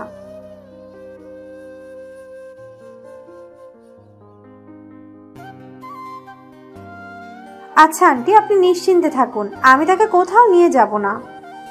অতঃপর আদিলার মা মায়ের কাছে চাবি দেয়। মায়া চাবি নিয়ে তালা খুলে ভিতরে ঢোকে, দেখতে পায় আদিলা উপর হয়ে শুয়ে আছে। তোরা যখন এতই একজন অন্যজনকে ভালোবাসিস, তাহলে পালিয়ে গিয়ে বিয়ে করে নে। একজন তো ঘরের মধ্যে বন্দি অবস্থায় কষ্ট পাচ্ছে, আরেকজন তো প্রায় আত্মরাই হয়ে গেছে। হঠাৎ এমন কথা শুনে আদিলা চমকে ওঠে আর পিছনে তাকায়। মায়াকে দেখে শোয়া থেকে উঠে দৌড়ে জড়িয়ে ধরে কেঁদে দেয়। প্লিজ মায়া, তুই আমাকে এখান থেকে বের হওয়ার সুযোগ করে দে। আমি যে আর পারছি না। বাবা কালই আমার বিয়ে ঠিক করেছে তার বন্ধুর ছেলের সাথে। তুই আমাকে নিয়ে যা, আমি শুভকে ছাড়া বাঁচবো না। মেয়ে মানুষ কিভাবে তোকে নিয়ে যাব? আর আন্টিকেও কথা দিয়েছি, যা বলার তুই শুভকে বল। তোর জন্য প্রায় পাগল হয়ে গেছে। এই ফোন শুভর কাছে কল দে। বলো মায়া, আদিলা কি আছে ওখানে, কি করছে? ও একটা বার তাকে ফোন করতে বলো না, আমি যে টাকা ছাড়া থাকতে পারছি না, প্লিজ মায়া দাও না। তখনই শুভ মোবাইলে কান্নার আওয়াজ শুনতে পায়। আদিলা কেঁদে কেঁদে বলতে থাকে, তুমি আমাকে নিয়ে যাও, আমার বাবা আমাকে ঘরে আটকে রেখেছে, কালই আমার বিয়ে দিয়ে দিবে। আমি তোমাকে ছাড়া বাঁচবো না। তুমি আমাকে আজ রাতেই নিয়ে যাবে, তা না হলে আমি আত্মহত্যা করব। তুমি এমন কথা বলো না আদিলা, তুমি চলে গেলে আমি কাকে নিয়ে বাঁচবো? তুমি ফোনটা মায়ের কাছে দাও। বলো, তোমার কাছে কি আদিলা রুমে চাবি দিয়েছে নাকি তাদের কাছে রেখেছে? আমার কাছেই কেন? এক কাজ করো, তুমি চাবিটা কিছু ফটো নিয়ে আসো, বাকিটা আমি পরে দেখছি। আচ্ছা। আদিলের কাছে ফোন দাও। বলো শুভ। তুমি আজ রেডি থাকো, আমরা আজ পালাবো। আচ্ছা, আমি রেডি হয়ে তোমার অপেক্ষায় থাকবো। আচ্ছা তাহলে ফোন রাখলাম। এই শোনো। বলো। অতঃপর ফোনটা রেখে মায়া সেখান থেকে চলে আসে। রাতে শুভ তাদের বাসায় পিছনের পাইপ দিয়ে ওঠে। আদিলার রুমে ডুপ্লিকেট চাবি দিয়ে ডাকে। আদিলা শুভকে দেখা মাত্রই দৌড়ে এসে জড়িয়ে ধরে পাগলের মতো চুমু খেতে থাকে। আদিলা, এখন এমন করো না, চুমু খাওয়ার অনেক সময় পাবে, এখন আমাদের বের হতে হবে, না হলে তোমার বাবা মার কাছে ধরা পড়ে যাব, তখন তোমাকে চিরজীবনের জন্য হারাতে হবে, তোমাকে আমি হারাতে পারবো না। ধুর, মজাটাই নষ্ট করে দিলে, তাহলে কিন্তু পরে এর সুদে আসলে নিব। আরে বাবা, তুমি যেভাবে মন চায় সেভাবে নিও, সমস্যা নেই, এখন চলো তো। অতঃপর সেখান থেকে বের হয়ে তারা একটা বাসে ওঠে। পরে আর বাস তাদের চট্টগ্রামে নামিয়ে দেয়। এখন একটা বাসা ভাড়া নিতে হবে আর আমাদের বিয়ে করে ফেলতে হবে। আচ্ছা চলো, আগে বিয়ের কাজটা সেরে ফেলি, পরে বাসা খুঁজবো। চলো। অতঃপর তারা একটা কাজী অফিসে গিয়ে বিয়ে করে নেয়। তারপর একটা বাসা খুঁজতে থাকে। কিছুক্ষণ পর একটা বাসাও পেয়ে যায় তারা। তারপরে বাসার রুম গোছগাছ করতে করতে রাত হয়ে যায়। পরে তারা ফ্রেশ হয়ে রাতের খাবার খেয়ে আদিলা আয়নার সামনে বসে পড়ে। কি করছো এখন? আমার জানুটার জন্য সাজতেছি। তুমি তো এমনিই সুন্দর। তা বললে কি আর হয়? আজ না আমাদের বাসর রাত। এখন এগুলো বাদ দাও, সারাদিন আমাদের উপরে অনেক পরিশ্রম গেছে, আমি ক্লান্ত হয়ে গেছি, আমি ঘুমোলাম। চিন্তা করো না, আমি আমার ভালোবাসা দিয়ে তোমার সমস্ত ক্লান্তি দূর করে দেব। এই বলে আদিলা শুভর কাছে এসে তার বুকের উপরে শুয়ে পড়ে। শুভ দুই ঠোঁট তার দখলে নিয়ে নেয়। কিছুক্ষণ পর ছেড়ে দেয় আদিলা। শুভ, এখন তো আমাদের আর কোনো চিন্তা নাই। আমরা সারা জীবন সুখ দুঃখ ভাগ করে নিয়ে সুখে শান্তিতে থাকতে পারবো। তবে তুমি এখন একটা চাকরি দেখো।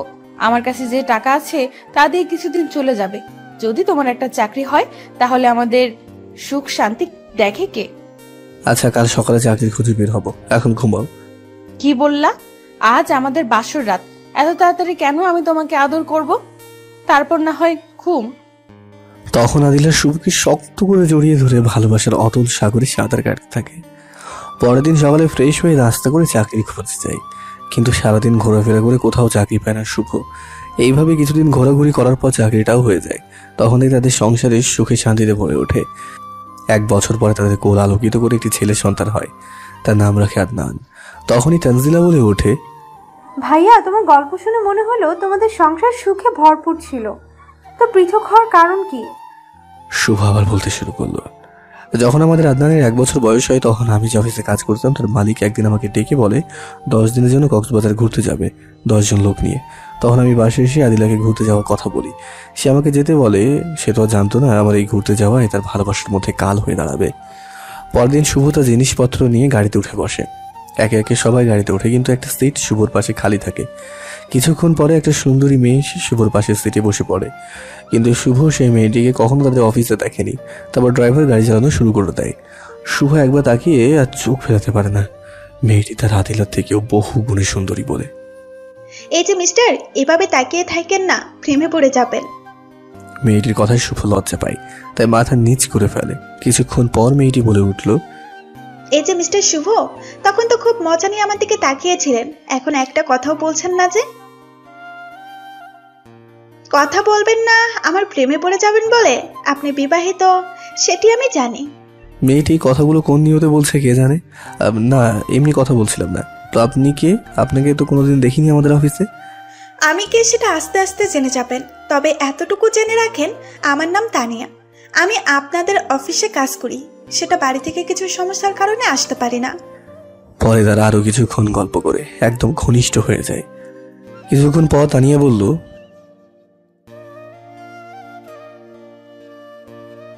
তারপর তানিয়া শুভর কাঁধে মাথা রাখে, আর শুভ তানিয়ার গোলাপির মতো ঠোঁটের দিকে তাকিয়ে থাকে। তাকিয়ে থাকতে থাকতে কখন যে শুভ তার ঠোঁটের প্রতি আকৃষ্ট হয়ে যায় শুভ বুঝতেই পারে না। হঠাৎ করে শুভ তানিয়ার ঠোঁটে আলতো করে একটা কিস দিয়ে বসে। এতে তানিয়ার ঘুম ভেঙে যায়। তুমি এটা কি করলে শুভ? তুমি না বিবাহিত? সরি, আমি আসলে বুঝতে পারিনি। তোমার এই মিষ্টি ঠোঁটের দিকে তাকিয়ে থাকতে থাকতে কখন যে কিস করে ফেলেছি বুঝতেই পারিনি। আচ্ছা ঠিক আছে। শুভ মনে মনে চিন্তা করতে থাকে, এটা আমি কি করলাম? কেন আমি তানিয়াকে কিস করলাম? আমি কি তানিয়ার প্রতি দুর্বল হয়ে যাচ্ছি? এই যে মিস্টার, মন খারাপ হয়ে গেছে, আমি এগুলো বুঝি। এই বয়সে একটু একটু এরকম হবেই, তাতে মন খারাপ করার কি আছে? শুভ, আমার দিকে তাকাও। শুভ লজ্জা মাখা মুখে তানিয়ার দিকে তাকাতেই তানিয়ার শুভ দুই ঠোঁট নিজে দখলে নিয়ে নেয়। 5 মিনিট পর ছেড়ে দিয়ে তানিয়া হাঁপাতে হাঁপাতে বলল, কেমন দিলাম? তখন চুরি করে আমার ঠোঁটে কিস করছো, এখন প্রকাশ্যে দিয়ে দিলাম, যাতে আমারে কিস করলে আর চুরি করে না করো। শুভ কোনো কথা বলতে পারে না। তানিয়ার ব্যবহারে যেন শুভ বাকশক্তি হারিয়ে ফেলেছে। এই শুভ, কথা বলছো না কেন? আবার দিতে হবে নাকি? এই না না, তানিয়া একটা কথা বলবো। বলো, কি বলবে? তখন আমি না হয় তোমার মায়ের পরে তোমাকে কিস করেছিলাম, কিন্তু তুমি আমাকে কিস করলে কেন? তুমি তো জানো আমি বিবাহিত। জানতাম, কিন্তু আমি তোমাকে কেন কিস করেছি তা তুমি অচিরেই জানতে পারবে। অতঃপর তারা আরো কিছুক্ষণ কথা বলল। তাদের গন্তব্যে পৌঁছে শুভ দেখতে পায় তানিয়া ও শুভ রুমটা পাশেই পড়েছে। কক্সবাজারে তারা 10 দিন থাকে। এই 10 দিনে শুভ আদিলাকে ভুলে গিয়ে তানিয়াকে ভালোবাসতে শুরু করে। এই তো সেদিনের ঘটনা। এই তানিয়া, তুমি শুধু আমাকে কিস করতে দাও, আর কিছু দাও না। কখন তোমার ভালোবাসা পাবো আমি? শুভ, তোমাকে তো বলছি আমি সতীনের সংসার করতে পারবো না। এই হয় তুমি তোমার বউকে ভুলে যাও, না হয় আমাকে ভুলে যাও। যেদিন তুমি তোমার বউকে তোমার জীবন থেকে তাড়াতে পারবে, সেদিন আমি তোমাকে আমার পরিপূর্ণ ভালোবাসা দিব। আচ্ছা, তাহলে বাড়ি গিয়ে আদিলাকে তাড়িয়ে দেবো, তখন তোমার ভালোবাসা আমাকে দেবে তো? দেব। আচ্ছা চলো, আমাদের গাড়ি রেডি, এখন চলো যাবো। চলো। পরে তারা সেখান থেকে চলে যায়। অতঃপর যে যার বাড়িতে চলে যায়। শুভ বাড়ি আসতে আদিলা তাকে জড়িয়ে ধরে শাড়ির আঁচল দিয়ে শুভর মুখের ঘাম মুছে দেয়। এত ঢং দেখাতে হবে না, বাসে ফ্যান আছে। তুমি এমন কথা কেন বলছো শুভ? তোমার শরীর খারাপ? তোমাকে এত আমাকে নিয়ে চিন্তা করতে হবে না, আমি শিশু না, সব বুঝি। যাও, সামনে থেকে যাও, তোমার কাজ করো না। শুভ ধমক শুনে আদিলা সেখান থেকে বিছানায় শুয়ে কান্না করতে থাকে। এইভাবে প্রত্যেক দিন কোনো না কোনো বিষয় নিয়ে আদিলার সাথে ঝগড়া চলতেই থাকে। একদিনের ঘটনা, আদিলা শুভর এমন বিহেভ করা সহ্য করতে পারে না। রাতের বেলায় আদিলা শুভর পা জড়িয়ে ধরে বলে, কেন তুমি এমন করছো আমার সাথে? যদি আমি কোনো অপরাধ করে থাকি তাহলে আমাকে বলো, তার জন্য আমাকে এইভাবে কষ্ট দিও না। আমি তোমার কষ্ট দেওয়া সহ্য করতে পারি না। তুমি আমার সাথে এমন বিহেভ করছো কেন? তোকে এখন আর আমার ভালো লাগে না, তোকে আমার আর জীবনে চাই না। না শুভ, এমন করো না। আমাদের আদনানের মুখের দিকে তাকিয়ে হলেও আমার প্রতি রহম করো। চুপ, একদম চুপ। তোকে এখান থেকে আর ভালো লাগছে না, বললাম না? তোকে এত কষ্ট দিচ্ছি, তুই যাস না কেন? চলে যা তুই। চুপ, একদম চুপ। তখনই শুভর মোবাইলে ফোন আসে। হ্যালো জানু, কি করছো? এই তো জানো, তোমার কথাই চিন্তা করতেছিলাম। তুমি আমাকে ভালোবাসা দেবে না? আমি কি বলেছি জানো, তোমার মনে নেই? এদিকে আদিলা এসে শুভর পা ধরে বলে, এমন করো না শুভ, তোমার চাহিদা পূরণ করতে হলে আমার সাথে করো। আমি তোমার বউ, তুমি যখন চাইবে আমি তখনই রাজি। তবুও এমন করো না। আমি থাকতে কখনো তোমাকে অন্যজনের সাথে দেখতে পারবো না। তুমি আমাকে মেরে ফেলো শুভ। তুই ভালো কথাই মনে করে দিলি, তুই না থাকলে তো আর কোনো সমস্যা নেই। এই বলে শুভ আদিলা চুল ধরে মাঝরাতে ঘর থেকে বের করে দিয়ে ঘরে দরজাটা লাগিয়ে নেয়। এদিকে শুভ তানিয়ার সাথে ফোনে কথা বলছে। তখন তানিয়া বলে, জানো কি করছো তুমি? এই তো জানো, ভেজালটা দূর করলাম। এখন বলো, কখন আমাকে ভালোবাসা দেবে? কাল সকালে হোটেলে চলে এসো। পরের দিন শুভ সকালে উঠে তার ছেলে আদনানকে কাজের বুয়ার কাছে দিয়ে তানিকে দেওয়া ঠিকানায় চলে যায়। গিয়ে যা দেখতে পায়, তাদের শুভর পা থেকে মাটি সরে যায়। শুভ তা দেখে তো থমকে দাঁড়ায়। পরের দিন শুভ তানিয়া দেওয়া ঠিকানায় গিয়ে দেখতে পায় তানিয়া একটি ছেলের সাথে একই বিছানায় শুয়ে আছে। জানো দেখো, আমার আরেক জানু এসে গেছে, তুমি একটু থাকো, আমি তার সাথে কথা বলে আসি। ছি তানিয়া, ছি, তুমি এত নিকৃষ্ট, আমি জানতাম না। তুই কি নিজেই ভালো? আমি হয় আমার স্বামীর সাথে শুয়েছি, আর এটা বৈধ, আর তুই কি করতে আসছিস অন্যের সাথে? ছি, তোর মতো খারাপ কোনো ছেলে এই জগতে আছে কিনা আমার জানা নেই। যে তোকে পাগলের মতো ভালোবাসে এসেছে, তাকে তুই ঠকালি। আমিও ঠিক এটাই চাইছিলাম। আমি তোদের দুইজনের সুখে থাকা দেখতে পারছিলাম না।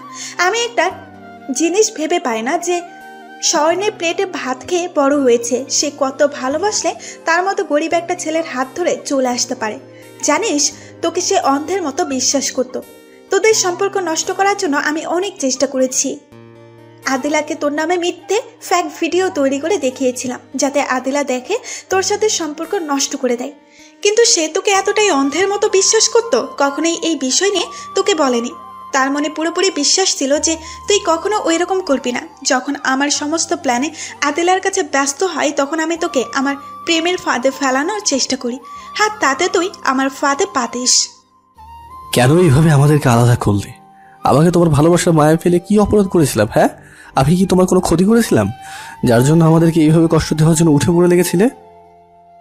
শুধু তোর জন্য আমি 3টা বছর জেল খেটেছি। আমাকে জেলে আমার বাবা পর্যন্ত দেখতে আসেনি, শুধু তোর কারণে। আর দেখ তো, একে চিনতে পারিস কিনা? বিছানার উপরে শুয়ে থাকা ছেলেটাকে দেখিয়ে শুভ এতক্ষণ তার দিকে খেয়াল করেনি, ফলে চিনতে পারেনি। শুভ তার দিকে তাকাতেই চমকে ওঠে। তুমি ইমরান না? আমি ইমরান, যাকে তোর বউ কলেজে সবার সামনে আমাকে থাপ্পড় দিয়েছিল। আমি সেদিন প্রতিজ্ঞা করেছিলাম তোদের কখনো সুখে থাকতে দিব না, কিন্তু সেটি আমার পক্ষে একা করা সম্ভব ছিল না। কিন্তু যখন আমি জানতে পারি তুই তানিয়াকে পুলিশে দিয়ে ধরিয়ে দিয়েছিস, এতে তানিয়া তো শত্রু হয়েছে। আর আমি এই সুযোগে তানিয়াকে তোদের কথা বলি। তানিয়া তোদের পৃথক করতে রাজি হয়ে যায়, আর তাতে আমি তানিয়াকে জেল থেকে ছাড়িয়ে এনে বিয়ে করে নেই। আর তোদের কিভাবে পৃথক করা যায় সেই নিয়ে ভাবতে থাকি। আমি তো তানিয়াকে আগে কখনো দেখিনি, আর তাকে কখনো আমি পুলিশে ধরিয়ে দিলাম। মনে কর, একটু ফ্ল্যাশব্যাক থেকে ঘুরে আয়। শুভ এক রাস্তা দিয়ে যাচ্ছিল, হঠাৎ একটি মেয়েলি কণ্ঠে চিৎকারের আওয়াজ ভেসে আসলো, বাঁচাও বাঁচাও! শুভর সামনে তাকিয়ে দেখে একটা মেয়েকে 3 জনে টেনে নিয়ে যাচ্ছে। শুভ তখন তাদেরকে মেয়েটিকে তাদের হাত থেকে বাঁচায়। আর মেয়েটি ছিল সেই তানজিলা যে প্রথম পর্বে পড়ে এসেছেন। অতঃপর পুলিশ দিয়ে শুভ তাদের 3 জনকে ধরিয়ে দেয়। পুলিশ যখন তাদেরকে মারধর করে তখন তারা বলে দেয় যে তাদেরকে এই মেয়েটিকে কিডন্যাপ করার জন্য একজন বলেছিল। শালা হারামজাদারা আমার কথা বলে দেয়, তখন পুলিশ আমাকে ধরে নিয়ে যায়। কারণ আমি বিদেশে সুন্দরী মেয়ে প্রচার করি, কোটি কোটি টাকা কামাই করতাম।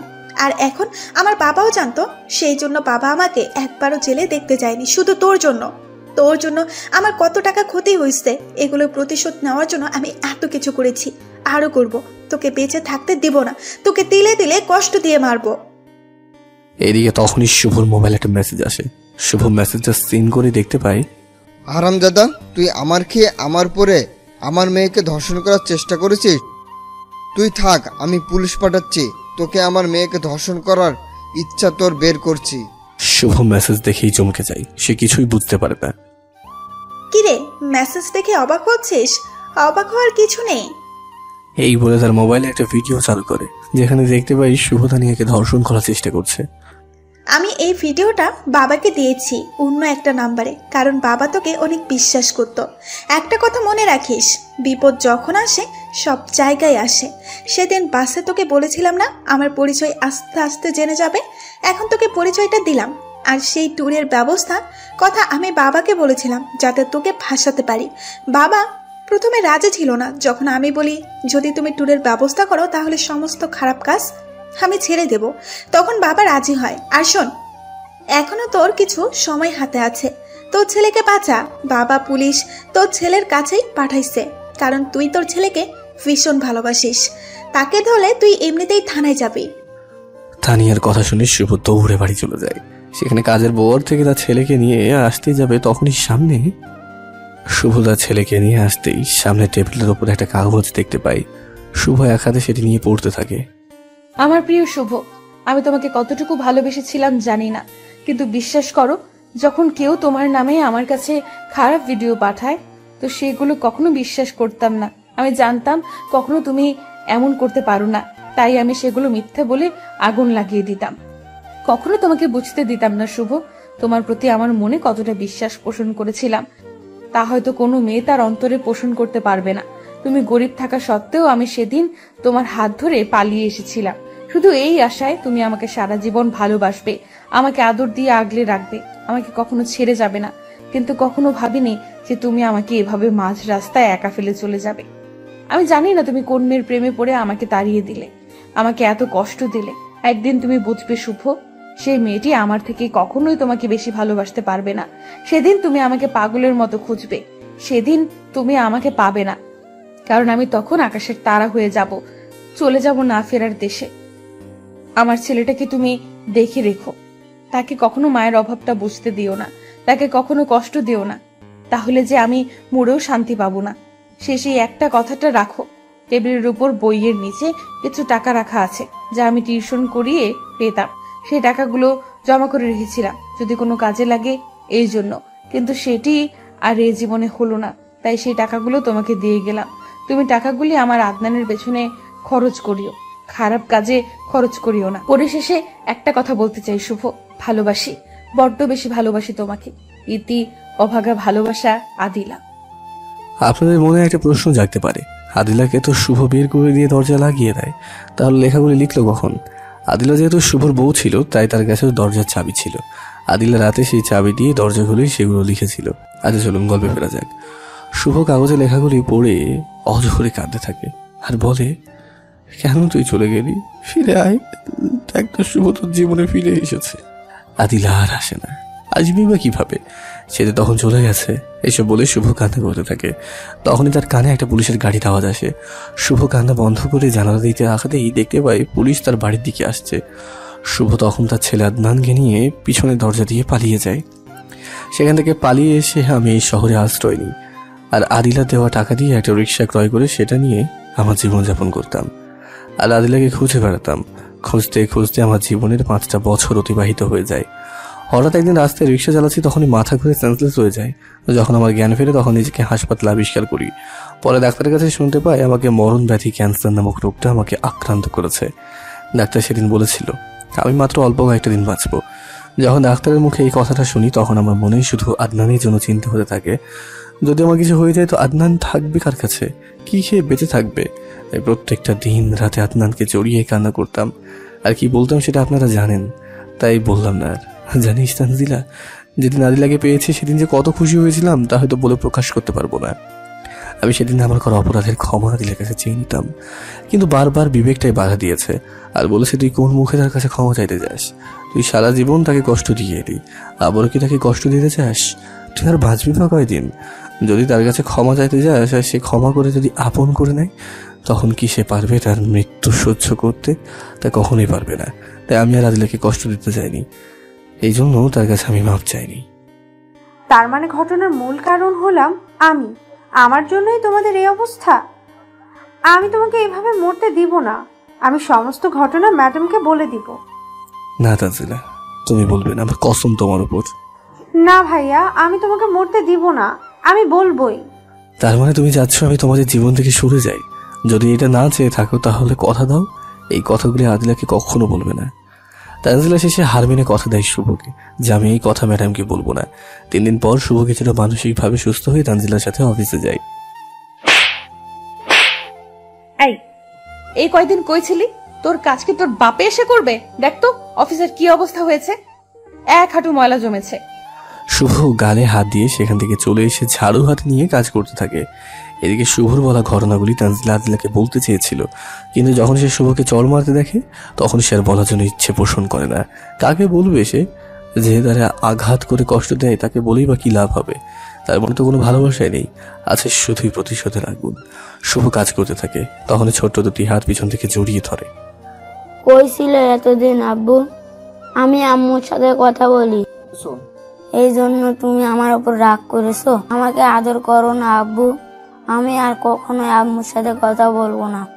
শুভ পিচ্ছি আদনানের অভিমানের কথা শুনে তাকে জড়িয়ে ধরে কেঁদে কেঁদে বলতে লাগলো, বাবা এমন কথা বলে না, আমি তোমার প্রতি রাগ করিনি। তুমি তোমার আম্মুর সাথে কথা বলো দেখে আমি আরো অনেক খুশি হয়েছি। এখন থেকে তো শুধু তোমাকে তোমার আম্মুর সাথেই থাকতে হবে আর কথা বলতে হবে। আমি তো আর বেশি দিন তোমাদের মাঝে থাকবো না। বাবা তুমি কোথায় যাবে? যদি তুমি একদিনের জন্যও কোথাও যাও তাহলে আমি চলে যাব অনেক দূরে। আদনানের কথা শুনে শক্ত করে জড়িয়ে ধরে কাঁদতে থাকে শুভ। এদিকে পিছিয়ে আদনান বলেই যাচ্ছে, বাবা তুমি কোথায় যাবে? বলো না বাবা, বলো। শুভ কিছুক্ষণ পর কান্না থামিয়ে বলে, আব্বু তুমি তোমার আম্মুর কাছে যাও, এখানে দেখলে বকা দেবে। আদনান কান্না করে তার মায়ের কাছে চলে যেতেই, বাবা তুমি কান্না করছো কেন? কে মেরেছে বলো? আর স্কুল থেকে কখন আসলে? আমি স্কুল থেকে মাত্র আসলাম। আমার বন্ধু বলে যে আজ নাকি আব্বুকে অফিসে আসতে দেখেছে, তাই আব্বুকে দেখার জন্য স্কুলতে এসে পড়েছি। অতঃপর পিচ্ছি আদনান তার মায়ের গলা ধরলো। আম্মু আব্বু এখন আমার সাথে এমন করে কেন? একটু আদরও করে না? জানো মা, আজও আব্বু আমাকে জড়িয়ে ধরে কেঁদে কেঁদে বলল আব্বু নাকি আর আমাদের কাছে থাকবে না। কোথায় যাবে আব্বু? বলো বলো মা, বলো কোথায় যাবে? আব্বু কেন বারবার আমাকে এমন কথা বলে বলো আম্মু? আব্বু যদি এবার একদিনের জন্যও কোথায় যায় তাহলে আমি আর কখনো তোমার সাথে কথা বলবো না। আদিলা পিচ্ছি আদনানের কথা শুনে ভাবতে থাকে, কেন শুভ এমন কথা বলে? আমি তাকে কষ্ট দিয়েছি বলে সে কি আবার আমাকে ছেড়ে চলে যাবে? আমি কি আবার আমার ভালোবাসার মানুষটিকে হারাবো না? এ হতে পারে না, তাকে আবার আমি হারাতে পারবো না। কি হলো মা, বলো আব্বু কোথায় যাবে? তোমার আব্বু কোথাও যাবে না, আমি কোথাও তাকে যেতে দিব না। সত্যি আব্বু কোথায় যাবে না? সত্যি কোথাও যাবে না। তুমি এবার স্কুলে চলে যাও। আচ্ছা। এদিকে আদিলা পিয়নকে নিয়ে শুভকে তার কেবিনে ডাকে। আসবো ম্যাডাম? আর চেয়ারে বস। সরি ম্যাডাম, এই চরিত্রহীন চেয়ারে বসলে চেয়ারটা অপবিত্র হয়ে যাবে। মেজাজ গরম করিস না, তোকে বসতে বলছি বস। অতঃপর শুভ একটা চেয়ার টেনে আদিলার সামনে বসে। তোকে কিছু প্রশ্ন করব, তার সঠিক উত্তর দিবি। যদি না দেয়? জানি তুই এই কথাই বলবি। যদি তুই তোর সন্তানের ভালো চাস তো সঠিক উত্তর দিবি। সন্তান কি? তোর এত কিছু শুনতে চাইনি আমি। আচ্ছা বলেন। তুই বারবার আদনানকে বলিস তুই আর আমাদের কাছে থাকবি না, তো কোথায় যাবি? নাকি নতুন কাউকে পেয়েছিস যে আমাকে দেওয়া তোর সাইনের কথা ভুলে গেছিস? ম্যাডাম, আমি কিছুই বলিনি। আর নতুন কাউকে, এই বলে শুভ হাসার চেষ্টা করে। হাসলি কেন? আমি হাসার কিছু বলছি? তোর তো চরিত্রই ওইরকম। জানেনই তো, আর বলে কি লাভ? কি যেন রেগেছেন সেটা বলেন। আচ্ছা, তুই আদনানকে এমন কথা কেন বলস যে তুই আর আমাদের কাছে থাকতে পারবি না? বল, কই যাবি তুই? চলে যাব অচিন কোনো দেশে, যেখানে থেকে আপনি আর আমাকে দিয়ে গাধার মতো কাজ করাতেও পারবেন না, বা সেখানে থেকে আর আমাকে নিয়ে আসতে পারবেন না, কারণ সেখানে আপনার কোনো ক্ষমতাই থাকবে না। আরেকটা কথা, তোকে যে আমি এত কষ্ট দেই, এত অপমান করি, তবু তুই এখান থেকে যাস না কেন? নাকি সাইন করা সেই পেপারের ভয়? না ম্যাডাম, আমি এই জন্যই থাকি যে মেয়ে আমার একটু ব্যথা সহ্য করতে পারতো না, সে মেয়ে যখন আমার একটা অপরাধের কারণে গাধার মতো কাজ করিয়ে তাকে দেওয়া কষ্টের প্রতিশোধ নিতে চাই, তাহলে আমি কেন পারবো না তার দেওয়া কষ্ট সহ্য করতে, তার একটু আনন্দের কারণ হতে? আমি তো জীবনে কখনো তার মুখে হাসি ফোটাতে পারিনি, শুধু তাকে কষ্টই দিয়ে এসেছি। এখন সে আমাকে কষ্ট দিয়ে আমার জীবন্ত লাশ দেখে যদি একটু আনন্দ পায়, খুশি হয়, তাহলে আমি তার দেওয়া কষ্টগুলি সহ্য করি। শুভর বলা কথাগুলো যেন আদিতার কলিজায় গিয়ে লাগে। আসলেই তো তাকে আমি গাধার মতো কাজ করাই। হয়তো সে একটা ভুল করেছে, তার জন্য কিভাবে আমি তাকে এত কষ্ট দিলাম। আমি এত খারাপ কি করে হলাম? যাকে জীবন থেকে বেশি ভালোবাসি তাকে কি করে এত কষ্ট আমি দিতে পারলাম? এই বিরাট অফিসটার জন্যই কি আমার অন্তরে অহংকার জমে গেছে? এর জন্যই আমি আমার জানটারে কষ্ট দিলাম? আমি এই অফিস আর আমার কাছে রাখবো না। আমার জানুটাকে লিখে দিয়ে আমি তার থেকে আজ মাফ চেয়ে নেব, তাকে আজই আপন করে নিব, আমার জানটাকে আর কষ্ট দেব না। হঠাৎ আদিলার ব্যবহারের ধরন পরিবর্তন হয়ে যায়, সেটি শুভ খেয়াল করে। এমন রহস্যজনক কথা তুমি কোথায় শিখলে শুভ? তুমি তো এমন ছিলে না। সত্যি করে বলো, তুমি কোথায় যাবে? বলো শুভ, বলো, চুপ করে থেকো না, বলো শুভ। শুভ তখন বুঝতে পারে যে আদিলা এখন আর বসের রূপে নেই। মুহূর্তের মধ্যেই তার জান আদিলার রূপ তার মধ্যে এসে গেছে, কিন্তু শুভ সেটি চায় না যে আদিলা আবার তার জীবনে ফিরে আসুক, চায় না তাকে আর কষ্ট দিতে, কারণ সে যার মাত্র কয়েকটা দিনের অতিথি। তাই শুভ বিষয়টি পরিবর্তন করার জন্য বলে, ম্যাডাম, আমি আপনার সমস্ত প্রশ্ন উত্তর দিচ্ছি, এখন আমার কাজ করতে হবে, নয়তো বিনা দোষে থাপ্পড় খেতে হবে, আমি চললাম। এই বলে শুভ কাজে যায়। আদিলা তখন বলে ওঠে, প্লিজ শুভ, তুমি এখান থেকে যেও না, বলে যাও তুমি কোথায় যাবে, আমি তোমাকে কোথাও যেতে দেব না। পরের দিন আদিলা সকালে এসে দেখতে পাই শুভ তার কাজ করছে, কারণ শুভ অফিসেই থাকে বলে। আই শুভ, শোনো, এক্ষুনি আমার কেবিনে আসবো। এই বলে আদিলা তার রুমে চলে আসে। কিছুক্ষণ পরে, ম্যাডাম আসবো? আসো, তবে এরপর থেকে কোনো অনুমতি লাগবে না, তুমি নিজের বাসা মনে করে চলাফেরা করবে। তা কি করে হয়? কোথায় আপনার রুম আর কোথায় চরিত্রহীনের আসা যাওয়া, সেটি সম্ভব না। আর কি বললেন, নিজের রুম? চরিত্রহীনের আবার বাসাও থাকে? এখনো এই কথাগুলো মনে রাখছো? কি যেন রেখেছেন সেটা বলুন। আদিলা তখন তার চেয়ার থেকে উঠে কেবিনে দরজাটা লক করে শুভর কাঁধে হাত দেয়। আপনি দরজা বন্ধ করলেন কেন? আমি আবার আপনার কোনো ক্ষতি করতে পারি? তোমার বউকে তুমি যা ইচ্ছে তাই করবে, তবে কার কি? শোনো, আজ থেকে ওই চেয়ারটা তোমার। আদিলা চেয়ার দেখায়। আপনার মাথা খারাপ হয়েছে, আমি আসি। এই বলে উঠতে যাব তখনই যদি এক পাও আগাও তাহলে ভুলে যাব আমার কোনো ছেলে আছে। আদিলা ভালো করে জানে আদনান না তার দুর্বলতা। শুভ থেমে যায়। এই তো গুড বয়, এখন যাও আমার চেয়ারে বসো। যতক্ষণ পর্যন্ত আমি উঠতে না বলবো, যদি এর কোনো এদিক সেদিক হয় তাহলে হবে না। অতঃপর আদিলা শুভকে তার চেয়ারে বসিয়ে রেখে বের হয়ে যায়। অতঃপর 3-4 ঘন্টা পর ফিরে আসে। যাও ফ্রেশ হয়ে আসো, 3-4 ঘন্টা বসে থেকে বোর হয়ে গেছো। অতঃপর শুভ ফ্রেশ হতে চলে যায়। আর ফ্রেশ হয়ে এসে দেখে আদিলা শুভর পছন্দের সমস্ত খাবার বিছিয়ে রেখে শুভর জন্য অপেক্ষা করছে। তা দেখে শুভ বের হতেই যাবে, তখন আদিলা বলল, কই যাও শুভ? আজ থেকে তোমার কোনো কাজ করতে হবে না, তুমি শুধু আমার পাশে বসে থাকবে। আর আমি যখন কাজ করব তখন তুমি আমাকে পাশে বসে হেল্প করবে। এখন আসো, আমার সাথে খাবার খাবে। বহুদিন পর আজ তোমার জন্য নিজ হাতে রান্না করে নিয়ে আসছি। শুভ কোনো কথা না বলে রুম থেকে বের হতে যায়। তখনই আদিলা গিয়ে শুভর কলার ধরে টেনে এনে হালকা একটু ধাক্কা দেয়। এদের শুভর মাথাটা চেয়ারের সাথে ধাক্কা লাগে, যার কারণে শুভ মাথায় কিছুটা আঘাত লাগে। কিন্তু শুভ সেটি আদিলাকে বুঝতে দেয় না। তোর অনেক গিয়ার বেড়ে গেছে তাই না? তুই যখন কোনো অপরাধ করতি আমি উল্টো তোর কাছে মাফ চেয়ে রাগ ভাঙাতাম। এবার অপরাধটা বড় করেছিলি, তাই তোর প্রতি রাগ হয়েছিল অনেক। ভেবেছিলাম তুই আমার কাছে মাফ চাইবি, কিন্তু তুই আমার কাছে ছোট হবি বলে আর মাফ চাইলি না। তাই তোকে কষ্ট দিয়ে তোর অপরাধ ক্ষমা করে আমি তোকে আমার ভালোবাসায় জড়াতে চাইলাম, কিন্তু তুই তা বুঝেও না বোঝার ভান করে এড়িয়ে চলতেছিস বলেই কেঁদে দেয়।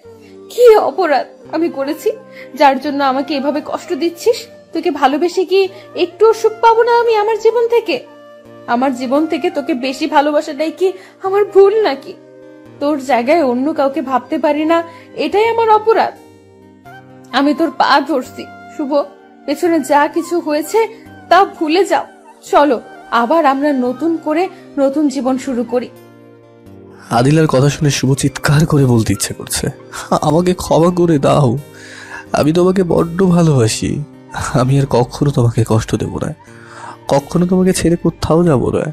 কিন্তু তার বিবেকটা বাধা হয়ে দাঁড়ায়। শুভ তার মনের ভিতরে লুকিয়ে থাকা কথাগুলি আদিলার কাছে প্রকাশ করতে পারে না। সে যে আর কিছুদিনের অতিথি মাত্র, তাই শুভ তার ভিতরে থাকা কষ্ট লুকিয়ে রেখে, আপনি বেশি বাড়াবাড়ি করছেন। আপনি আমাকে ভালো করেই জানেন যে আমি না করি তা আমি কখনোই নিই না। আর আমি আপনাকে তাড়িয়ে দিয়েছি নিজ হাতে, আপনাকে কখনোই আমি গ্রহণ করতে পারবো না। আপনি নতুন কাউকে নিয়ে নতুনভাবে শুরু করুন। শুভর মুখে এমন কথা শুনে আদিলা পুরো পৃথিবীটাই যেন অন্ধকার হয়ে যায়। যার জন্য 5টা বছর তার মনে অন্য কাউকে স্থান দেয়নি, সে আজ বলছে অন্য কাউকে নিয়ে নতুনভাবে শুরু করতে। শুভর প্রতি আদিলার এই পরিমাণ রাগ হয় যাতে তাকে এখনই খুন করে ফেলবে। কিন্তু আদিলা স্বাভাবিক হয়ে বলল, তোমার কি সমস্যা আমাকে মেনে নিলে? আচ্ছা আর তোমাকে বলবো না আমাকে মেনে নিতে, আমি অন্য কাউকে নিয়ে শুরু করব। আজ অন্তত অফিস ছুটি হওয়া পর্যন্ত আমার শুভ হয়ে থাকো, প্লিজ না করো না, এই আবদারটুকু রাখো। আদিলার মুখে অন্যজনের নাম শুনে শুভর অন্তরটা কেঁপে ওঠে, কিন্তু সে নিরুপায় হয়ে চুপ করে থাকে, কোনো কথা বলে না। অতঃপর আদিলা তাকে নিয়ে খাবারের সামনে বসিয়ে নিজ হাতে শুভকে খাওয়ায়, আর শুভ তাকে খাইয়ে দেয়। যারা শুভ একটা চেয়ারে বসে পড়ে আর মাথা ব্যথার কারণে চুপ মেরে আদিলার সামনে বসে থাকে। আদিলা নানান কিছু জিজ্ঞেস করলে শুভ কোনো উত্তর দেয় না। এইভাবে সেদিন অফিসটা ছুটি হয়ে যায়। শুভ চলো, আজ আমার বাসায় থাকবে। ম্যাডাম অফিস টাইম শেষ, আপনি একটি আবদার করেছিলেন তাই রাখছি, আপনি যেতে পারেন। আদিলা মন খারাপ করে চলে যায়। এদিকে শুভর মাথা ব্যথা যেন বেড়েই চলেছে। আস্তে আস্তে শুভ আদিলা দেওয়ার রুমে গিয়ে শুয়ে পড়ে। কিছুক্ষণ পরেই তার শরীরে প্রচন্ড জ্বর আসে, যার কারণে শুভ মুখ দিয়ে আর কথা বলতে পারে না। শুভ কষ্ট করে রাতটা পার করে দেয়। সকালে তানজিলা মোবাইলে ফোন দেয়, কিন্তু কোনো কথা বলতে পারে না। তানজিলা বারবার কথা বলার চেষ্টা করে, কিন্তু ফলাফল শূন্য। তাই পরেশান হয়ে শুভ নাম্বারটা ট্যাগ করে অফিস চলে আসে। অতঃপর শুভ রুমে গিয়ে দেখতে পাই শুভর শরীর থরথর করে কাঁপছে। অতঃপর তানজিলা শুভর মাথা তার হাঁটুতে রাখে। শুভ আস্তে আস্তে কি যেন বলার চেষ্টা করে, তানজিলা সেটি বুঝতে পারে না। তার মাথা নিজের দিক করে তার কথা বোঝার জন্য ঠিক তখনই পিছন থেকে, বাহ, তাহলে চলছে তোমাদের রাসলীলা। আমি আগে অফিসে না আসলে বুঝতেই পারতাম না যে যারা চরিত্রহীন তাদের চরিত্র কখনো ঠিক হয় না। ম্যাডাম আপা, একদম চুপ, একটা কথাও তুমি বলবা না। এই চরিত্রহীনকে আর আমার অফিসে রাখবো না। কি অপরাধ আমি করেছিলাম তার সমস্ত অপরাধ ক্ষমা করে দিয়ে তাকে আপন করে নিতে চাইছিলাম। ভাবছিলাম এই 5 বছরের চরিত্রটা ভালো হয়েছে, কিন্তু কখনো ভাবিনি এদের মতো ছোট লোকদের চরিত্র কখনো ঠিক হবার নয়। আমি এত জনম ভুল মানুষকে ভালোবেসেছিলাম। তার ছবি বুকে নিয়ে প্রত্যেক রাতে আমি কাঁদতাম। আমি আর এই চরিত্রহীন ছোট লোকের জন্য আর কাঁদবো না। তোকে আজই ডিভোর্স দিয়ে দেব। যা কুত্তার বাচ্চা, তুই আমার অফিস থেকে বের হয়ে যা। এই বলে শুভর কলা ধরে টেনে তোলে জোরে ধাক্কা মারে আদিলা। আদিলা রাগের কারণে শুভর শরীরে অতিরিক্ত তাপমাত্রাও সেটা বুঝতে পারে না। শুভ আদিলা ধাক্কা খেয়ে টেবিলের ওপরে পড়ে যায়। টেবিলে কাঁচ থাকার কারণে তা ভেঙে শুভর মাথায় ঢুকে যায়, আর তাতে শুভর সাথে সাথে সেন্সলেস হয়ে যায়। এদিকে আদিলা রাগের মাথায় শুভকে নানান ধরনের গালি দিতে থাকে। অতঃপর সামনে পিচ্ছে আন্দানকে দেখতে পেয়ে তাকেও ধাক্কা মেরে ফেলে দিয়ে, এই চরিত্রহীনের কোনো চিহ্ন আমার কাছে রাখবো না, যা তোরা যেখানে মন চাই সেখানে যা, এই বলে রাগে হনহন করতে করতে তার কেবিনে চলে যায়। এদিকে পিচ্ছি আদনান সেখান থেকে উঠে দৌড়ে তার বাবার কাছে গিয়ে শরীর ধরে ধাক্কা দিচ্ছে আর বলছে, বাবা কথা বলো, তুমি রাগ করে থেকো না।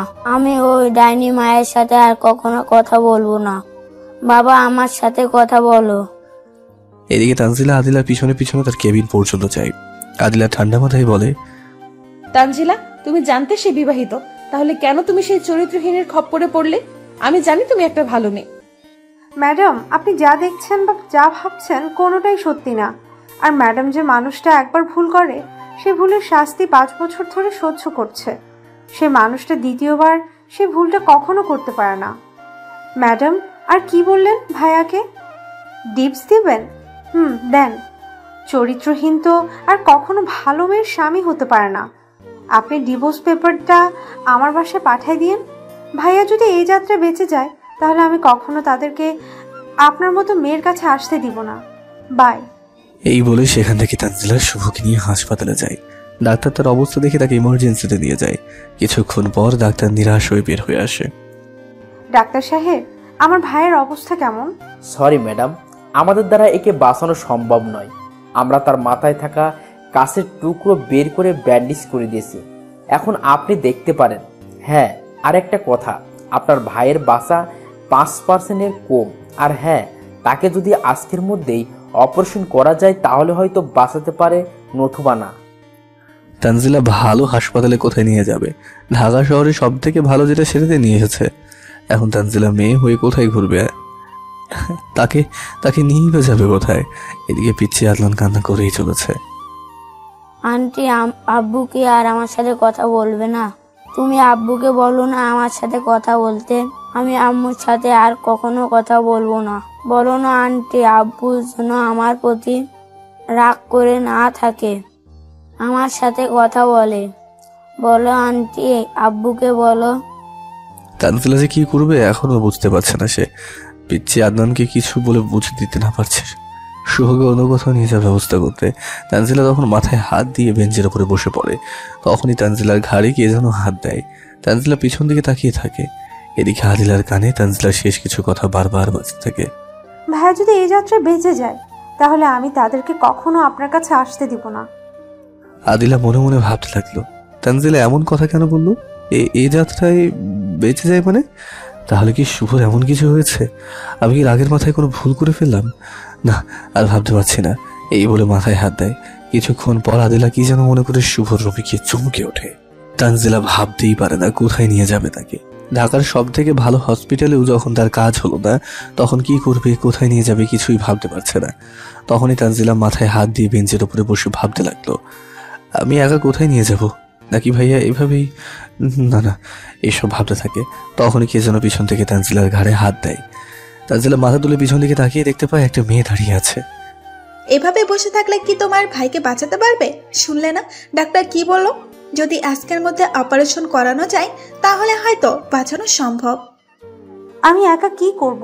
কোথায় নিয়ে যাব? এখন কথা বলার সময় নাই। এই নাও তোমাদের ভিসা, তুমি এখনই তাকে সিঙ্গাপুরে নিয়ে যাও। তুমি কে আপু? আমার ভাইয়ের কঠিন দিনে তুমি ফেরেশতার মতো এসে সাহায্য করছো।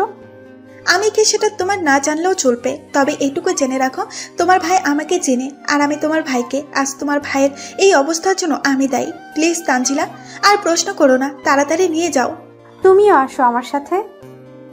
আমার ওই মুখ নাই যে আমি শুভর সামনে দাঁড়াবো। তুমি একাই যাও। আর হ্যাঁ, যদি তোমার ভাই বেঁচে যায় তাহলে আমার এই চিঠিটা তুমি শুভকে দিও। অতঃপর তানজিলা চিঠি এবং শুভকে নিয়ে সিঙ্গাপুরের উদ্দেশ্যে রওনা হয়। এদিকে আদিলা কি যেন মনে করে শুভ রুমে গিয়ে টেবিলের ওপরে শুভ লেখা ডায়েরি দেখে চমকে ওঠে, কারণ ডায়েরিতে লেখা ছিল, আমার জানে মানে আদিল। আমি কথাগুলি কিভাবে লিখবো তা আমার বলার ভাষা নেই, তবুও কিছু ভাঙা ভাঙা কথা লিখে রাখলাম, যা মুখে কখনো তোমাকে বলতে পারবো না। আজ দীর্ঘ 5 বছর পর আমার জানটার সাথে দেখা হলো। আমার শেষ সময়ে সে আমাকে দেখা মাত্রই চরিত্রহীন উপাধি দিল। আসলেই আমি একটা চরিত্রহীন।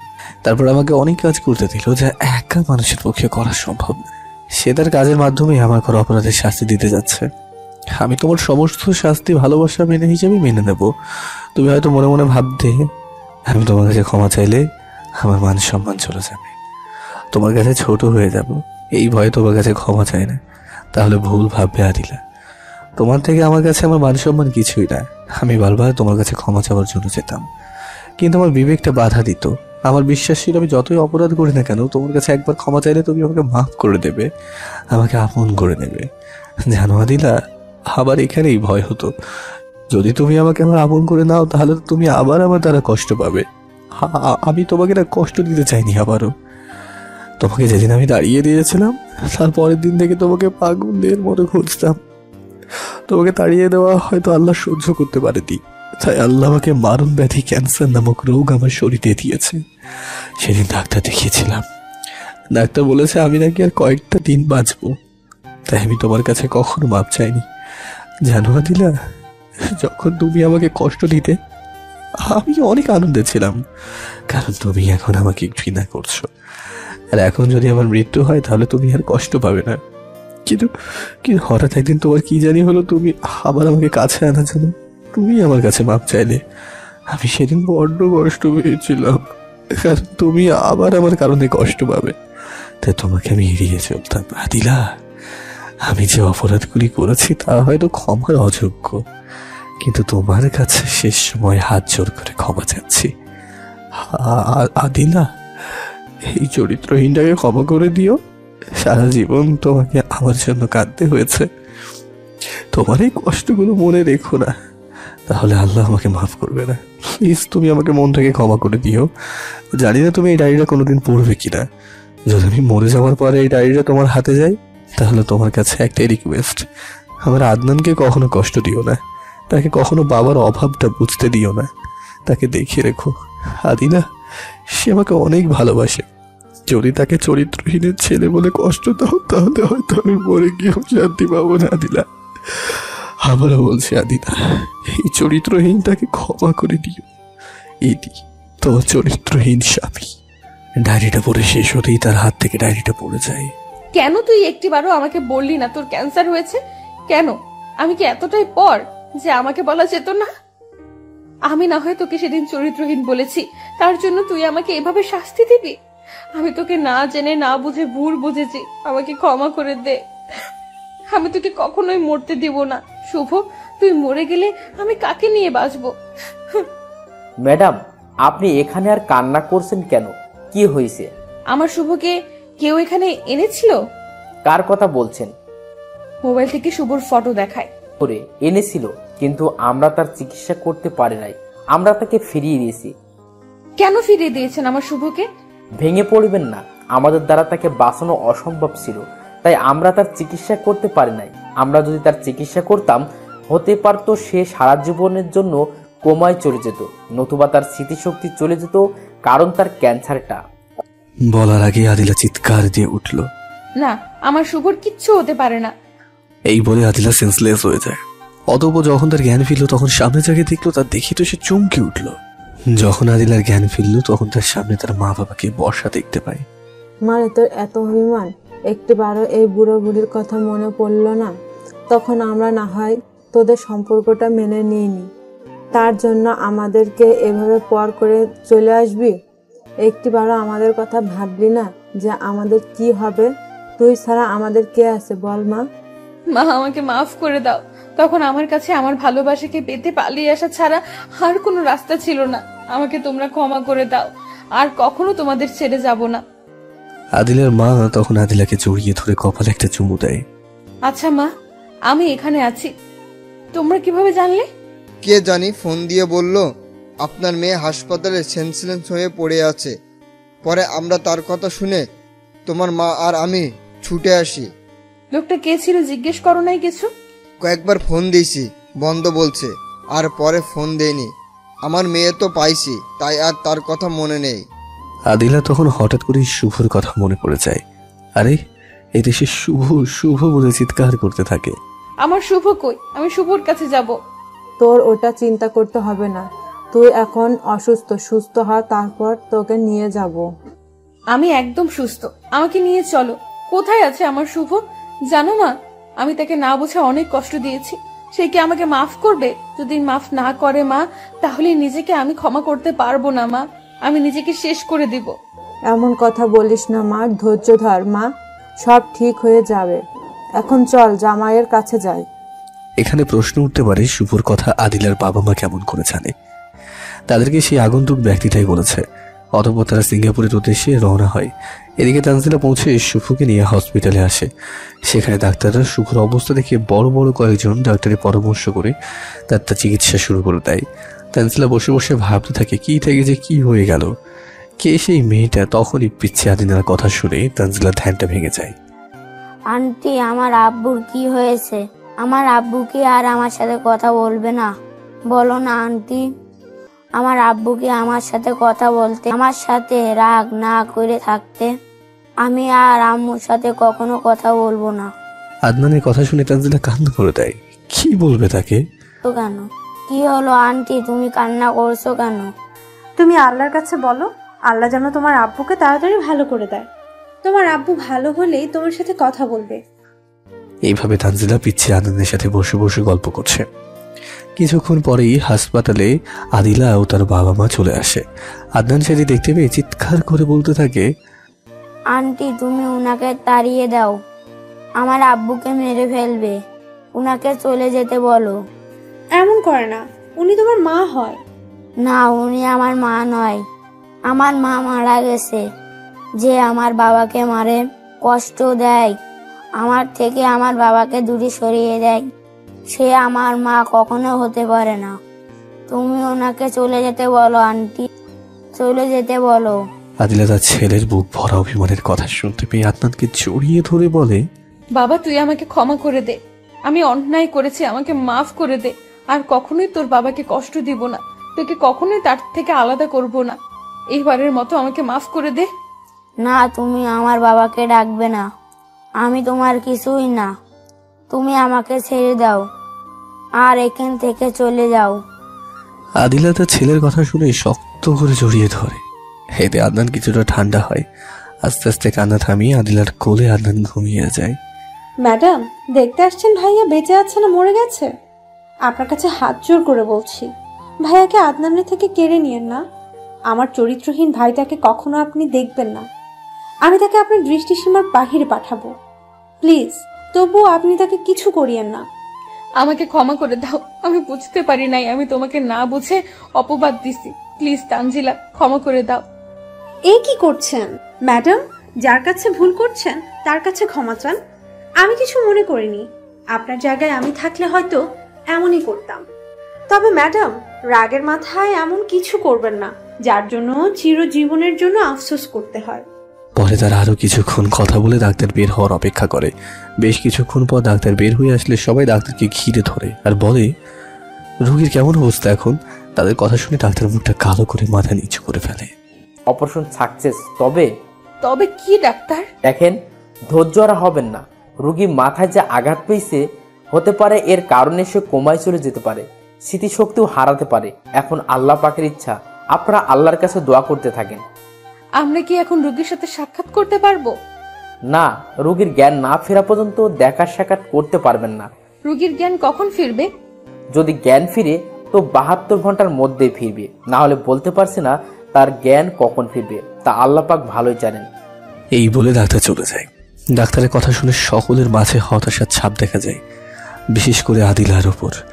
অতঃপর সকলে মিলে নামাজ পড়ে আল্লাহর কাছে কান্নাকাটি করতে থাকে যেন শুভ সুস্থ হয়ে যায়। দেখতে দেখতে 4 দিন চলে যায়, তবুও শুভর জ্ঞান ফেরে না। এই 4 দিনে পিছিয়ে আদনান তার মায়ের কাছে যায়নি। শতবার ডাকার পরেও আদিলা পারেনি তার ছোট ছেলের অভিমান ভাঙতে। সবসময় তানজিলার কাছেই ছিল, তার সাথেই তার চলাফেরা করত। সে তার নানা নানির কাছেও যায়নি। অতঃপর তারা সকলেই পুনরায় ডাক্তারের কাছে গিয়ে শুভর জ্ঞান ফিরবে কিনা সেটা জিজ্ঞেস করতেই যাবে, তখন একটি নার্স এসে বলে, আপনাদের মাঝে আদনানকে, রোগী আদনানকে ডাকছে। নার্সের কথা শুনে সকলের মুখে আনন্দের ছাপ দেখা দেয়। তখন তানজিলা আদনানকে নিয়ে শুভর কেবিনে যায়। আদনান দৌড়ে গিয়ে তার বাবাকে জড়িয়ে ধরে বলে, আব্বু, তুমি আমার সাথে এতদিন কেন তুমি কথা বলো নাই? আমি আম্মুর সাথে থাকি বলে আমি আর কখনো আম্মুর সাথে কথা বলবো না। এরপরও যদি তুমি আমার সাথে কথা না বলো তাহলে আমি অনেক দূরে চলে যাব, তোমাদের কারোর সাথে কথা বলবো না। আদনানের কথা শুনে শুভ এক হাতে আদনানকে জড়িয়ে ধরে আর বলে, না বাবা, এমন কথা তুমি আর বলবে না। আমি তোমার প্রতি রাগ করিনি, আমি অসুস্থ ছিলাম না তাই কথা বলতে পারিনি। আজ থেকে প্রত্যেক দিন বলবো, তোমাকে আদর করবো, তোমাকে নিয়ে ঘুরতেও যাব। আচ্ছা বাবা। তখনই তানজিলা বলে উঠল, ভাইয়া এখন কেমন লাগছে? ভালো। তোমার? আগে বলেছিলাম না, এখন আমার ভাইটাকে দেখে ভালো লাগতেছে। তোমার মুখ এত শুকনো দেখাচ্ছে কেন? কিছু খাওনি নাকি? যাও কিছু খেয়ে এসো। ভাইয়া আমি ঠিক আছি। ঠিক আছে, বড় ভাইয়ের কথা যখন মানবে না তাহলে তখন বসে থাকো। শুভর কথা শুনে তানজিলা বের হতেই যাবে, তখনই আদিলার বাবা মা রুমে ঢোকে আর শুভর কি অবস্থা সে সম্পর্কে জিজ্ঞেস করে। সবার শেষে আদিলা অপরাধীর ন্যায় মাথা নিচে করে রুমে ঢুকতেই যাবে, তখনই আদনান বলে ওঠে, তুমি রুমে আসবে না, তুমি আমার বাবাকে দেখতে পাবো না, আমি তোমাকে দেখতে দেব না। আমার বাবাকে তুমি চলে যাও এখান থেকে। বাবা আদনান এমন ভাবে বলে না, উনি তোমার মা হয়। যাও ওনার সামনে গিয়ে আস্তে আস্তে বলো যে আপনাকে দেখে বাবার অনেক কষ্ট হচ্ছে, আপনি এখান থেকে চলে যান। শুভর কথা শুনে আদিলা দৌড়ে এসে শুভর পা জড়িয়ে ধরে কেঁদে দিয়ে বলতে থাকে, রূপু, তুমি আমাকে মাফ করে দাও, আমি না বুঝে তোমাকে কষ্ট দিয়েছি। আমাকে ক্ষমা করে দিয়ে তোমার বুকটাতে একটু জায়গা দাও। আমি আর কখনোই তোমাকে কষ্ট দিব না, মৃত্যুর আগ পর্যন্ত তোমাকে ভালোবেসে যাব। প্লিজ শুভ, তোমার এই পিচ্ছি বউটাকে ক্ষমা করে দাও। আর আর কি করছেন? পা ছাড়েন বলছে। আমাকে ক্ষমা করে দাও, তাহলে তোমার পা ছেড়ে দেব। পা ছেড়ে আমার কাছে আসেন। যেহেতু শুভ শুয়েছিল, অতঃপর আদিলা শুভর কাছে গিয়ে দাঁড়ায়। শুভ সকলকে উদ্দেশ্য করে বলে, আপনারা সকলে কি কিছু খেয়ে আসেন, আমার কথা চিন্তা করতে হবে না, আমি এখন ভালো আছি। শুভ বুঝতে পারে তার জন্য হয়তো চিন্তা করে খাওয়া দাওয়া কিছুই করেনি সবাই। পরে আদিলার মা বাবা আর তানজিলা চলে গেল, আদিলা আর আদনান ছাড়া। আরে আপনি জানতে কেন? এইভাবে আমাকে পর করে দিও না শুভ, আমাকে মেরে ফেলো, তবুও আমাকে এইভাবে অবহেলা করো না। আমি না বুঝে ভুল করেছি, তোমাকে আমি বুঝতে পারিনি, তোমাকে কষ্ট দিয়েছি, তার জন্য আমাকে এমন শাস্তি দিও না। আমার অপরাধের কারণে তুমি আমাকে যে শাস্তি দেবে আমি মাথা পেতে নেব, কিন্তু তোমার থেকে পৃথক হতে পারবো না। আচ্ছা এখন যান, আমার ক্ষুধা লাগছে, আমার জন্য খাবার নিয়ে আসেন। আদিলা তখন দৌড়ে চলে যায়। কিছুক্ষণ পর খাবার নিয়ে আসে, প্লেটটা আদনানের হাতে দেন। আদিলা প্লেটটা আদনানের হাতে দিল। আব্বু, তখন আম্মুকে এগুলো খাইয়ে দাও। আদনান সেই খাবার তার মায়ের মুখে তুলে দেয়। আদিলা এক লোকমা মুখে নিয়ে শুভকে জড়িয়ে ধরে খেতে দেয়। পাগলিটা আমার, কাঁদছে কেন? আমাকে ক্ষমা করে দিছো তো? আমার পিচ্ছি বউটার উপর কি অভিমান করে থাকতে পারি? আমি যে তাকে অনেক ভালোবাসি, কি করে তার কষ্ট সহ্য করবো বলো তো? আমি কি আমার পিচ্ছি বউটাকে কষ্ট দিতে পারি? তার উপর অভিমান করে কি থাকতে পারি? আমি যে তাকে বড্ড ভালোবাসি। তুমি আমাকে কচু ভালোবাসো। যদি আমাকে তুমি ভালোবাসতা তাহলে আমার সাথে তোমার এত বড় একটা রূপ গোপন করতে পারতে না। আমি চাইনি তোমাকে আবারও কষ্ট দিতে, তাই বলিনি। তুমি কি মনে করেছিলে তুমি আমাকে ছেড়ে চলে গেলে আমি সুখে থাকতাম? তুমি বলো আমাকে, তোমাকে ছাড়া আমি কিভাবে সুখে থাকবো? তুমি যে আমার একমাত্র সুখ, আর কখনো এমন করবে না তো বলো? আমাকে কথা দাও শুভ, আর একবার যদি এমন করো তাহলে এবার আমি সত্যি দুনিয়া ছেড়ে চলে যাব, কারো বাধা মানবো না। আর কখনো এমনটা করবো না। আমার পাগলিটাকে সব সময় মনের কথা খুলে বলবো। এবার খুশি তো? আচ্ছা আদিলা, তখন তুমি বললে আমি কিছু বললে সত্যি এবার তুমি দুনিয়া ছেড়ে চলে যাবে, তাহলে কি কখনো আমার জন্য দুনিয়া ছাড়তে চেয়েছিলে? কি? কখন? সেদিন যখন তুমি মাঝরাতে আমাকে ঘর থেকে বের করে দিয়েছিলে তখন আমার মাথায় কোনো কাজ করতেছিল না। কোথায় যাব আমি, তাও একটা মেয়ে হয়ে? আমি তো বাড়ি যেতে পারবো না, কারণ সেখান থেকে যে তোমার হাত ধরে পালিয়ে এসেছি, সেদিন যদি আমি বাড়িতে যেতাম তাহলে তুমি আমার মা বাবার চোখে খারাপ হয়ে যেতে। আমি চাইনি তোমাকে তাদের চোখে খারাপ বানাতে। তুমি খারাপ হলেও আমার, ভালো হলেও আমার। তাই সেদিন কোনো রাস্তা না পেয়ে তোমার রুমে চিঠি দিয়ে মরার জন্য মাঝ রাস্তায় দাঁড়িয়ে থাকি। হঠাৎ একটি গাড়ি আসে, তখন আমি মাঝ রাস্তায় চোখ বন্ধ করে শুয়ে পড়ি। কিছুক্ষণ পর আমি খেয়াল করি যে আমি এখনো বেঁচে আছি, আমার উপর দিয়ে গাড়ি যায়নি। পরে চোখ খুলে তাকাতেই দেখতে পাই আমার সামনে অপরিচিত বাবার বয়সী লোক রাগী চোখে দাঁড়িয়ে আছে। লোকটাকে দেখে উঠে যায়, তখনই ঠাস ঠাস করে দুটো চড় মেরে আমাকে মরার কারণ জিজ্ঞেস করে। আমি শুরু থেকে শেষ পর্যন্ত বলি। পরে লোকটি, মা তুই যদি কিছু না মনে করিস তাহলে তোকে আমি আমার মেয়ে বানিয়ে নিয়ে যাব। তোকে মরতে হবে না, আবার নতুন করে শুরু করবি। যাবি কি আমার সাথে? জানিস মা, তোর মতোই আমার একটা মেয়ে ছিল। সে একটা ছেলেকে অনেক ভালোবাসতো, কিন্তু ছেলেটা তাকে ধোকা দেয়। আমার সরল সোজা মেয়েটি সেই ধোকা সহ্য করতে না পেরে আত্মহত্যা করে। যাবি মা আমার সাথে আমার মেয়ে হয়ে? কি বললি? আরেকবার ডাক মা। পরে আস্তে আস্তে আমি বাবার অফিসের সমস্ত কাজ শিখে ফেললাম। তখন বাবা আমার হাতেই অফিসের দায়িত্ব দিয়ে দেয়। এভাবেই আমার নতুন জীবন শুরু হয়। কিন্তু বিশ্বাস করো, তোমাকে যতবারই ভুলার চেষ্টা করছি ততবারই তোমার এক একটা স্মৃতি আমাকে তোমার মায়ায় জড়িয়ে তোমাকে ভুলতে দেয়নি। তাই প্রত্যেক দিন রাতে তোমার ছবি বুকে নিয়ে কান্না করতাম। কোন দিন তুমি আমার বুকে ফিরে আসবে, আমাকে বলবে আদিলা আমি ভুল করেছি, আমাকে তুমি ক্ষমা করে দাও, আমাকে আবার একটু তোমাকে ভালোবাসার সুযোগ দাও, এই বলে কান্না করতাম। তখন বাবা এসে আমাকে সান্ত্বনা দিত, কিন্তু সেটি আর বেশি দিন থাকেনি। হঠাৎ একদিন বাবার হার্ট অ্যাটাক হয়, তখনই তিনি মারা যায়। এরপরে আমি একা হয়ে যাই, প্রতিনিয়ত তোমাকে খুঁজতে থাকি। আমি তোমাকে অনেক কষ্ট দিয়ে ফেলেছি, তাই না? আমাকে তুমি মাফ করে দাও। তোমার সমস্ত অপরাধ আমি মাফ করে দিছি, আমাকেও তুমি মাফ করে দাও। আর কখনো আমাকে ছেড়ে যেও না। আর কখনো ছেড়ে যাবো না। মরার আগের মুহূর্ত অবধি তোমাকে ভালোবেসে যাব। তখন আদিলা শুভকে শক্ত করে জড়িয়ে ধরে। তখন আদনান বলে ওঠে, আব্বু তোমাকে উনি জড়িয়ে ধরছে কেন? ছেড়ে দিতে বলো না, না হলে আমি কিন্তু তোমার সাথে কথা বলবো না। বাবা সে তোমার মা, আমাকে তো জড়িয়ে ধরবেই। না, ইনি আমার মা না। যে তোমাকে আমার সামনে কষ্টও দেয় সে কখনো আমার মা হতে পারে না।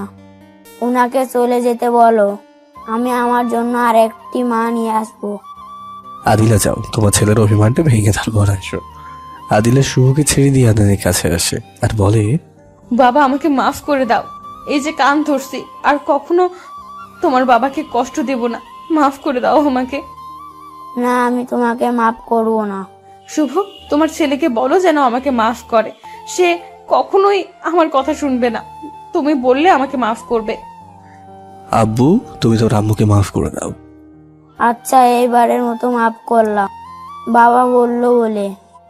অতঃপর আদিলা আদনানকে জড়িয়ে ধরে কপালে একটা চুমু দিয়ে মনে মনে বলে, তার বাবাটাও যেমন যদি ছেলেটারও বানায়, আমি কি করবো এই দুইটারে যেদি? হ্যাঁ, এই দুইটা তো আমার জীবনের 12টা বাজিয়ে দেবে। এইভাবে কিছুদিন চলে যায়। শুভকেও ডাক্তাররা রিলিজ দেয়। তারা সকলে শুভকে নিয়ে সিঙ্গাপুর থেকে ঢাকায় চলে আসে। চল সবাই আমাদের বাসায়। চল মা, যাবি না নাকি অভিমান করে থাকবি? না, চলো। তখন তানজিলা বলে উঠল, আপনারা যান, আমি যেতে পারবো না। আমার 2 দিন পর হবু স্বামী আসবে আমাকে নিতে। তোমরা যাও, আর এই নাও একটা চিঠি। শুভর হাতে দেয়। কিসের চিঠি আর কে দিয়েছে? জানি না ভাইয়া, মেয়েটাকে চিনি না। সে তোমাকে সিঙ্গাপুর নিয়ে যাওয়ার ব্যবস্থা করেছে। তার মানে আদিলা আমাকে সেখানে নিয়ে যায়নি, নিয়ে গেছে অন্য কেউ। ম্যাডাম তো পড়ে গেছে। অতঃপর শুভ চিঠি খুলেই অবাক। শুভকে তাহলে আবার আদিলাকে ভুল বুঝবে, কষ্ট দেবে তাকে, নাকি মেনে নেবে? শুভ চিঠি খুলে পড়তে থাকে। আমি তোমার কাছে কিভাবে ক্ষমা চাইবো সেটা হয়তো জানি না, আর কি বা করলেই তুমি আমাকে ক্ষমা করবে আমি জানি না। আমি যে অপরাধ করেছি তার হয়তো ক্ষমা নেই, কিন্তু তোমার কাছে বড় একটা আশা নিয়ে ক্ষমা চাচ্ছি যে তুমি আমাকে মাফ করে দিবে। শুভ, এই খারাপ মেয়েটাকে মাফ করে দিও। আমি তোমার পা ধরেই ক্ষমা চাইতাম, কিন্তু যে অপরাধ আমি করেছি তার জন্য তোমার সামনে যেতে আমার লজ্জা করে। শুভ, তুমি যদি আমাকে মাফ না করো তাহলে হয়তো আল্লাহ আমাকে মাফ করবে। আমি মরলেও শান্তি পাবো না। আমি তোমার কাছে হাত জোর করে ক্ষমা চাচ্ছি, তুমি আমাকে মাফ করে দিও। সেদিন তুমি যখন আমার সামনে, আমি তোমার শত্রু জানা থাকার সত্ত্বেও তুমি আমার কলিজার টুকরো মেয়েটাকে অ্যাক্সিডেন্টের হাত থেকে বাঁচিয়েছিলে, সেদিন নিজের উপর কতটা ঘৃণ্য হচ্ছিল আমি তোমাকে বলতে পারবো না। অতঃপর যখন মেয়েটাকে আমার হাতে দিয়ে কোথায় চলে গেলে আর তোমাকে খুঁজে পাইনি, সেদিনের পর থেকে তোমার কাছে ক্ষমা চাওয়ার জন্য তোমাকে পাগলের মতো খুঁজে বেড়াতাম, কোথাও তোমার সন্ধান পেতাম না। হঠাৎ একদিন তোমাকে হাসপাতালে দেখতে পাই, কিসের জন্য যেন এসেছিলাম। তুমি চলে যাবার পর আমি ডাক্তারের সাথে কথা বলে জানতে পারি তোমার ক্যান্সার, বাঁচার সম্ভাবনা খুবই কম। সেদিনে আমি তোমার জন্য সিঙ্গাপুরের টিকিট কাটি, তোমাকে সেখানে নিয়ে তোমার চিকিৎসা করাবো বলে। অতঃপর ডাক্তারের থেকে এসে তোমাকে ফ্লো করে তোমার ঠিকানা জেনে যাই। বিশ্বাস করো, আমি তোমার সমস্যার কথা আদিলাকে বলতে চেয়েছিলাম, কিন্তু কিছু সমস্যার কারণে আসতে পারি নাই। সেদিন তোমার কথা আদিলাকে বলতে এসেছিলাম, কিন্তু তখন দেখি তোমাকে হাসপাতালে নিয়ে যাচ্ছে, তাই আর বলা হয়ে ওঠেনি। পরে আমি হাসপাতালে যাই, এরপর কি হয়েছে তা আপনারা জানেন, তাই আর বললাম না। আমি এতটুকু একটা কাজ করেছি শুধু তোমার থেকে ক্ষমা পাওয়ার আশায়। আমাকে মাফ করে দিও শুভ। ইতি, খারাপ মেয়ে তানিয়া। তানিয়ার মেয়েকে শুভ কিভাবে বাঁচিয়েছিল একটু পিছন থেকে ঘুরে আসি।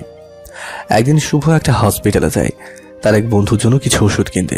সেখানে গিয়ে দেখতে পায় তানিয়া ডাক্তারকে কেঁদে কেঁদে বলছে, আপনার যত টাকা লাগে আপনি নেন, তবু আমার মেয়েকে বাঁচান, যেভাবেই হোক রক্ত জোগাড় করেন।